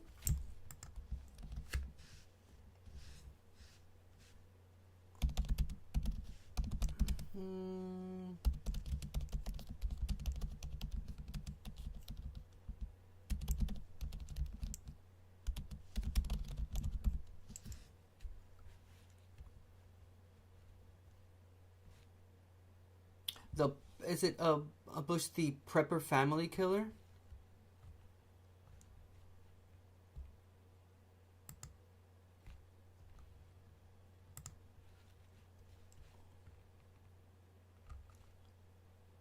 Oh. Okay, let's see.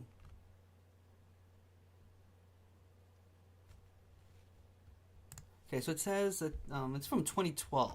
I'm reading off of what is it, CNN.com. It says chilling video diary shows man's plan to kill family. It says a video diary released Thursday gives an eerie view into the planning process of a man police say murdered his wife and daughter and then killed himself in a bunker he built in the woods in Washington State. Is it that one, Bush?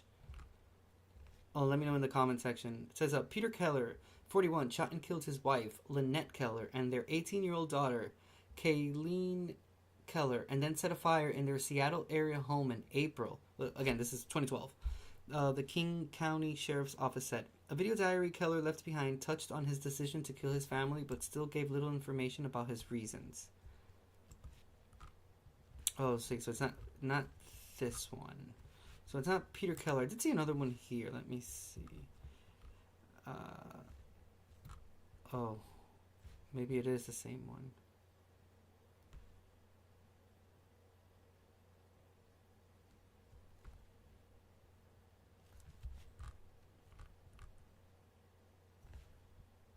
Okay, let me see. I'm going into Reddit to see what Reddit has to say.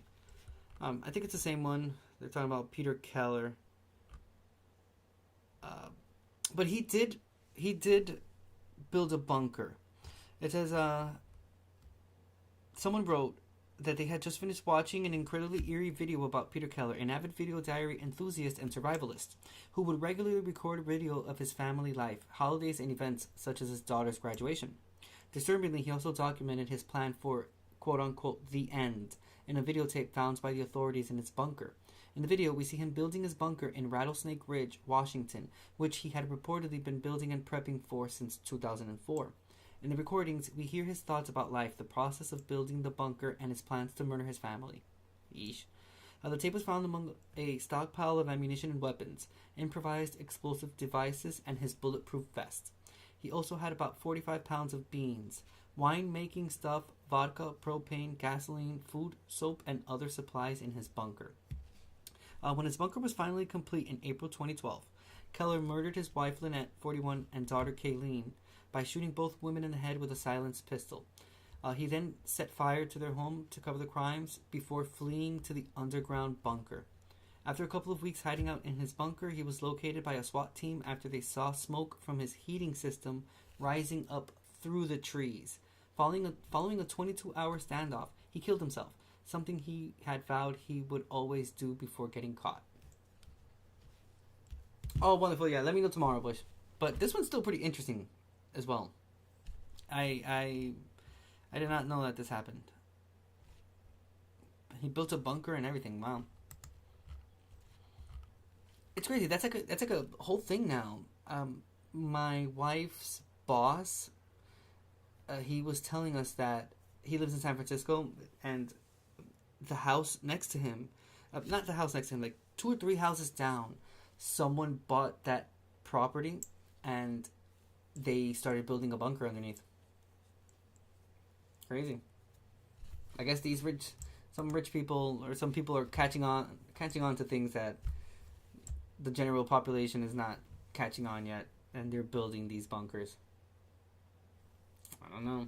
But yeah, let me know, Bush, tomorrow. I would love to be able to read about that case because it sounds pretty interesting.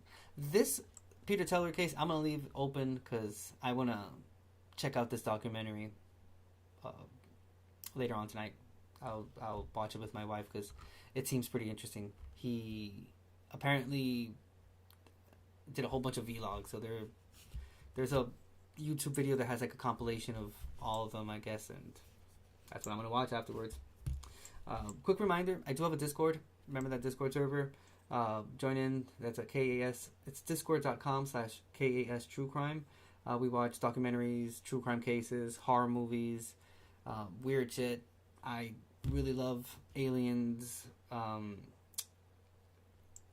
like weird horror mythologies, history that's weird and just out of this world, which there's a whole bunch of it, and any other strange shit that you're interested in, I'm probably interested in too. So join that Discord. Again, you can find the link in the description box. If you're watching me on Twitch, it's in the About section. If you're watching me on Facebook, it's also in the About section as well. So check it out. It's free. Definitely join, and we can have a conversation there and be entertained at the same time. But nonetheless, I'm going to keep this one open here. We're going to watch 2 more videos, and then I'll call it a night. I am getting hungry. And I have no Snickers bars around here to help me with said hunger. And as always, I appreciate you being here. Thank you very much. Your time is very precious, and the fact that you are here spending 1 second with me means the world to me. So thank you. You right now, son. This is Aiden Fucci, a 14-year-old boy from Florida, being questioned by his parents at a police station in 2021. Aiden is being held and questioned under suspicion of murdering his 13-year-old classmate, Tristan Bailey. Something he I don't think I've heard about that falling light. Did you hear about what happened in Miami today? I don't know. There's been talk about aliens for quite some time now, and people reported seeing 10-foot tall beings, weird shit in a mall in Miami, which is already kind of weird in and of itself, the story, but yeah, that happened like, what was it, yesterday or today, and people are freaking the fuck out. There was like cops outside of the mall and everything, and there's like first-hand witnesses of people saying like, yeah, dude, I saw them. I saw it. They were huge. What they were doing at a mall, I don't know. I have no idea, but I'm interested in all this weird stuff. I don't dive deep into like conspiracy theories and whatnot, because when I was growing up, conspiracy theories had some sort of like truth to it. Now people just make shit up for anything, so I try to kind of steer clear from that. But I do like anything else that like, aliens, fucking horror movies, like I mentioned before, mythologies, old, like I do like old government conspiracy theories though. Those are pretty awesome. And, you know, like the MK Ultras and all that shit, and all those experiments they used to do back in the day, and what was it, the other one, like battleships that have gone missing and stuff. I find that very much interesting. So if you find it interesting too, then you found a mutual here, because that's me. Okay. Alright, let's watch this one. You're gonna have to check it out. And I in the backyard, they described the same thing. 10-foot tall. Oh, they did, huh? 10-foot tall creatures as well. Yeah. Hey, they're getting new Air Jordans at the mall. They were chilling at the mall. They didn't have anything to do, and they were just wandering around, window shopping. They couldn't afford anything because they don't have money. They're aliens. They don't understand currency. So they were just wandering around in the mall, trying to humanize themselves, seeing what all the fuss is about. Listen, I don't know, man. The planet in and of itself is pretty big, let alone everything else that surrounds us. So, you know, why wouldn't there be aliens here? That's I don't know. I think that it's a given that they are here on Earth, and they've been here for quite some time. I don't think that they had anything to do with anything that human beings achieved. I wouldn't take it to that point, but I do think that, why not? Everything is possible. That they're getting a lot more audacious lately, and I feel like they do want to be seen, and things are going to start changing at some point. Who knows? The closest representation to what I think would be realistic, if that were to ever happen, is the movie Arrival. I think that they did such a great job at portraying how society and how human beings would react to something so big as extraterrestrial beings visiting Earth. It's pretty crazy. They did a great job. Your dad was an MP in the Air Force. He saw UFOs shaped like cigars. What? There's a part in Dominican Republic where they hover a lot over, and yeah, there's been I have like uncles and aunts that have told me that they've seen some weird shit in the skies. There's places here in California as well that you can see them. I just wish that they would. I wish that it would be something a lot more concrete, and we could have better answers to things. And that would also answer the question of, you know, whether or not people were lying about being abducted by extraterrestrial beings. Because if that does happen, then yeah, we should be giving these people a lot more credibility than what we've given them up until this point. There's like a whole association of people that have been abducted by aliens, and it's a pretty big community. I saw someone talking about it on TikTok.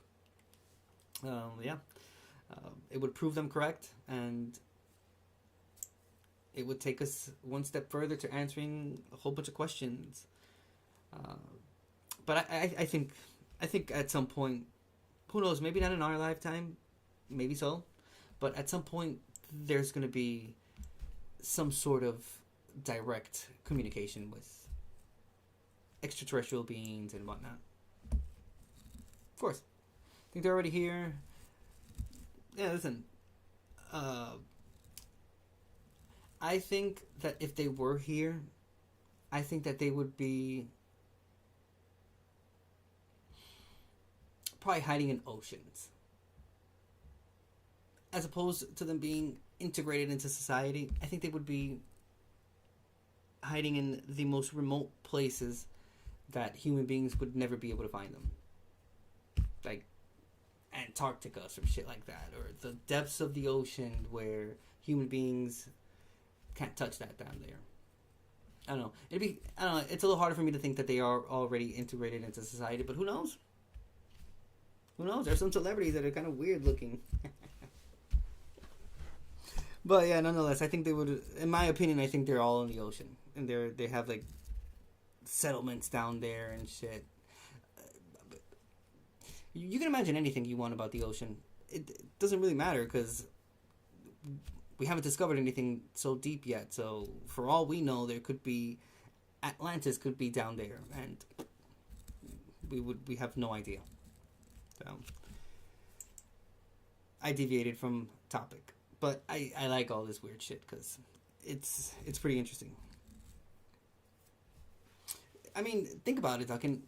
If you were to want to hide from human beings, think about it. Where would you pick that you know for a fact that you would never be discovered by humans?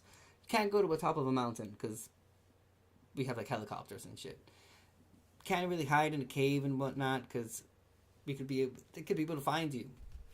It wouldn't be so hard to discover someone in that situation or discover extraterrestrial beings. But in the ocean, it'd be nearly impossible. But if they are extraterrestrial beings, then they have way more advanced technology than we do. So, who knows? I don't. Let me see. Let's see what it says. I think I have. Let's see. He's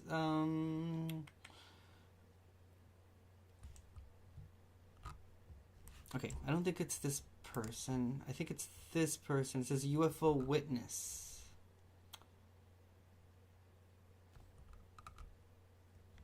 Trying to see. Okay, I'm reading about a movie that was made in 2013 called Mirage Men, and it's a documentary film about. It prominently features Richard Doty, a retired special agent who worked for AFOSI, the United States Air Force Office of Special Investigation. Let's see what it says.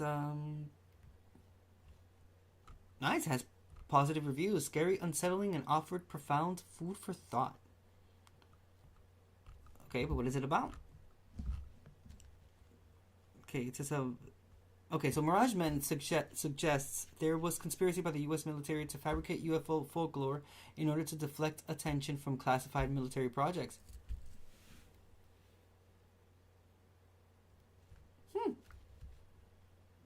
Okay. Wow, that sounds pretty interesting. And you know what?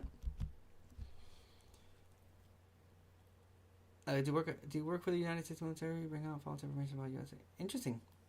I had no idea who this person was, but I am definitely going to check out this documentary. And let me tell you something. It's just, all it takes is just taking the time to read books about just the lengths that the government goes to do shit. Yeah, so I would not put it past the government, not one bit. Nope. All the contrary. It doesn't surprise me one bit that the government would do something like this. Not one bit. I'm definitely going to watch this. I'm going to check this out. Maybe it's on YouTube. Thank you so much for recommending this, Bushlight. I really appreciate it. Both of you guys are awesome. So glad you're here. Hopefully I can find some clips on the tubes. Oh, it's actually on YouTube. Let me see. Are they going to make me pay for it? Nice. Okay. Let me just make sure that this is the actual documentary. Yep, this is it. Here, Duncan.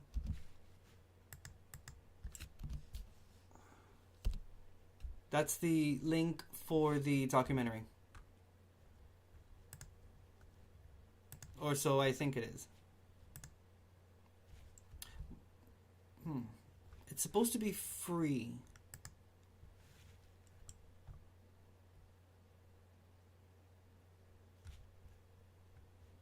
Oh well, I'll have it here. I'll watch it. Yes. Oh, I absolutely love this. I love this very, very much. Okay, we'll finish watching this video and then I'll end the live stream. I'm gonna make dinner watching this documentary. I like watching things while I cook, so this is gonna be the next thing I'm gonna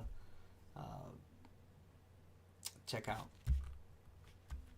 Sam Rajman takes you on a journey through the Badlands and backwaters of America. Mark Pilkington and John Lundberg, based on their best-selling book, uncover a 60-year-old story stranger than any conspiracy thriller. For over 60 years, teams within the U.S. Air Force and U.S. intelligence services exploited and manipulated beliefs about UFOs and extraterrestrial visits as part of their counterintelligence programs. In doing so, they spawned a mythology so powerful that it captivated and warped many brilliant minds, including several of their own. Now, for the first time, some of those behind these operations and their victims speak out, revealing a true story that is part Manchurian Candidate and part Close Encounters of the Third Kind. Sold. Especially with that last sentence, Manchurian Candidate and part Close Encounters of the Third Kind. Yep. I'm definitely watching this. Oh yeah. Breaking news, authorities have now confirmed the we already weapon. watched this one. If he truly died this way, then he died in one of the worst deaths imaginable. Alright, whatever. Viewer discretion we'll end it with is Mikey. advised. Pictured here was 23-year-old Duncan McPherson. He was born in Saskatoon, Saskatchewan, Canada. He had dreams of becoming an NHL player. He was actually a first-round pick of the New York Islanders, but because of several injuries, he never actually made it to the NHL. In August of 1989, he would travel to the Stubai Alps, which is in Austria. He was actually intending to go to Scotland, but he passed through here on his way. He was expected to make it to Scotland on August 12th, but he never arrived. 6 weeks later, the car that he borrowed from a friend was found at the Stubai ski resort. So they spoke to the people at the resort, and they said that in fact was there. To them, it appeared that he was going to do some snowboarding before he continued his trip. But nobody knew where he was. He just vanished. So he was reported missing. And he would be missing for 14 years. In 2003, some people nearby saw a glove sticking out of a melting glacier. In the middle of that glacier, McPherson's remains. It's crazy that it is Mount Everest. There are a whole bunch of like frozen bodies on the trail. That's crazy. That is so insane to me. Someone made a TikTok video on like they recorded on a part of the trail that's kind of like sort of like frozen like vast land and whatnot. It's like completely like it's completely like straight. You can walk on it and whatnot. It's not like a trail going up, and you can see tents and legs like sticking out and whatnot. Not a lot, but it's like one or two of them. But on the trail towards like the tip of the mountain and whatnot, there's like different like corpses just like frozen there. The people that didn't make it. It's pretty treacherous to get up there, and there's a lot of people that like taking that risk. I'm not one of them. And after watching those videos, and specifically there's like one that's like very, very famous, a famous mountain hiker, and his corpse has been there for like 20 some odd years, frozen. Crazy. It just hearing him say this reminded me of that. I can't show those images because, you know, TikTok. His arms had both been amputated. So were both his hands and both his legs. His body was quite literally in pieces. Now, apparently there is some science behind the fact that if a body is inside of like a glacier like this, I guess a body can separate. But based on the actual bones and where the injuries and fractures were, and this is also his snowboard that was found inside the glacier with him, and you can see that it has some severe like cutting on it. This is another image where you can see the damage to the snowboard. They also found his wallet, which in there they found cards with particular damage. It looked like the teeth of a tiller on a snow tilling machine. So these teeth right there. Oh, shit. The machine that in question also has this on it. Very large machine with a lot of machinery and very large metal claw things. When experts looked at his bones, they determined that there was no way that his body had separated through the natural process of like it being stuck in a glacier like that. They said his bones were separated, could only be explained by machinery. So this is what they think happened. This is an image from the mountain he would have been snowboarding on. Oh, this is the tilling machine they would have used. They believe that Dustin somehow got injured on that mountain. They believe it was very foggy, and as he was lying on the ground waiting for help, the tilling machine ran over his body, tearing him to pieces. They said it would have peeled the skin off of his bones. It would have ripped his limbs off. These parts right here would have absolutely annihilated his body. Not only would he be crushed to death, but he's also dealing with the agony of having his skin peeled off of his body, his limbs being torn off. Now, one could only hope that if this was how he died, that he didn't experience it for too long. That hopefully he would have died fairly quickly, but they can't say for sure. It would have been probably pretty foggy, hard for the driver to see. They did confirm they were driving these with skiers on the mountain. It would have been so loud he wouldn't have heard the blood-curdling screams of the man he was destroying. I was reading that one of his legs could have possibly, just based on this, could have gotten stuck in this machine before it was taken off, and it like basically just rotated it until his leg was like pulled off. God. They were even able to determine that he was likely alive for a little bit of this because there was certain damage to his bones that indicated he tried to remove himself from the machine. But they can't say that for sure. They can't confirm that this is the way he actually died, but the evidence shows and proves that it was likely done by a machine and not by some natural method.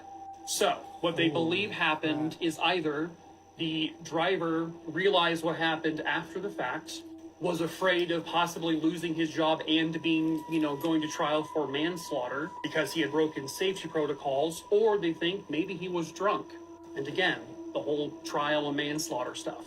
They even think he may have had help from a supervisor, basically move the body to where it was eventually found. Again, they can't confirm it, but that is the ultimate likelihood. And if that is the way he died, Jesus Christ, I sincerely hope, I have to just believe that he did not feel it for too long, because that is hell on earth, and I would wish that on nobody. Holy shit. Wow. I mean, if it was foggy, it could have been so many things. It could have been that, yeah, he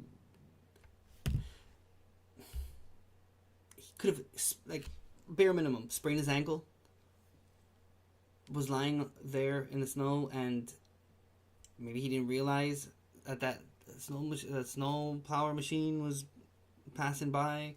It could have well been what he said, that the guy was drunk, or he had help moving the body, but that's brutal.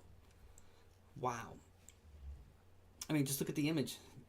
Like his femur is completely broken in half. Another good video: high schooler gets trapped in snowstorm.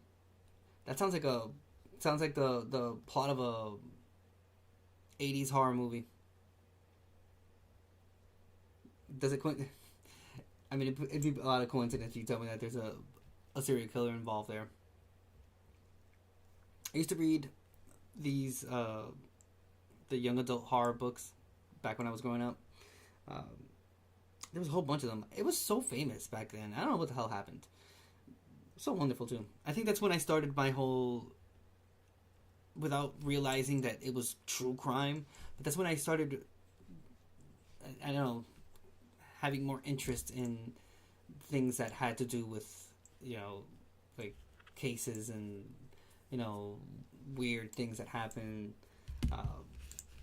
I blame those young adult books that I read when I was growing up. Yep, please give me all those names tomorrow. I will definitely check them out. We'll check them out tomorrow. I'll read some true crime daily cases, and then we'll just jump into reading a bit about those cases that you write on chat. I absolutely love deviating from topics when it's interesting things, and it'll make the episode a whole lot more interesting. So, boom. I will definitely check out those names when you give them to me tomorrow. Again, it's 9 a.m. Pacific Standard Time. I'll be on tomorrow, Saturday. Alright, I think I'm going to end it with making the True Crimers video here. Let me switch over to the other screen. Oh, it's so bright. Wait, let me take this back part off.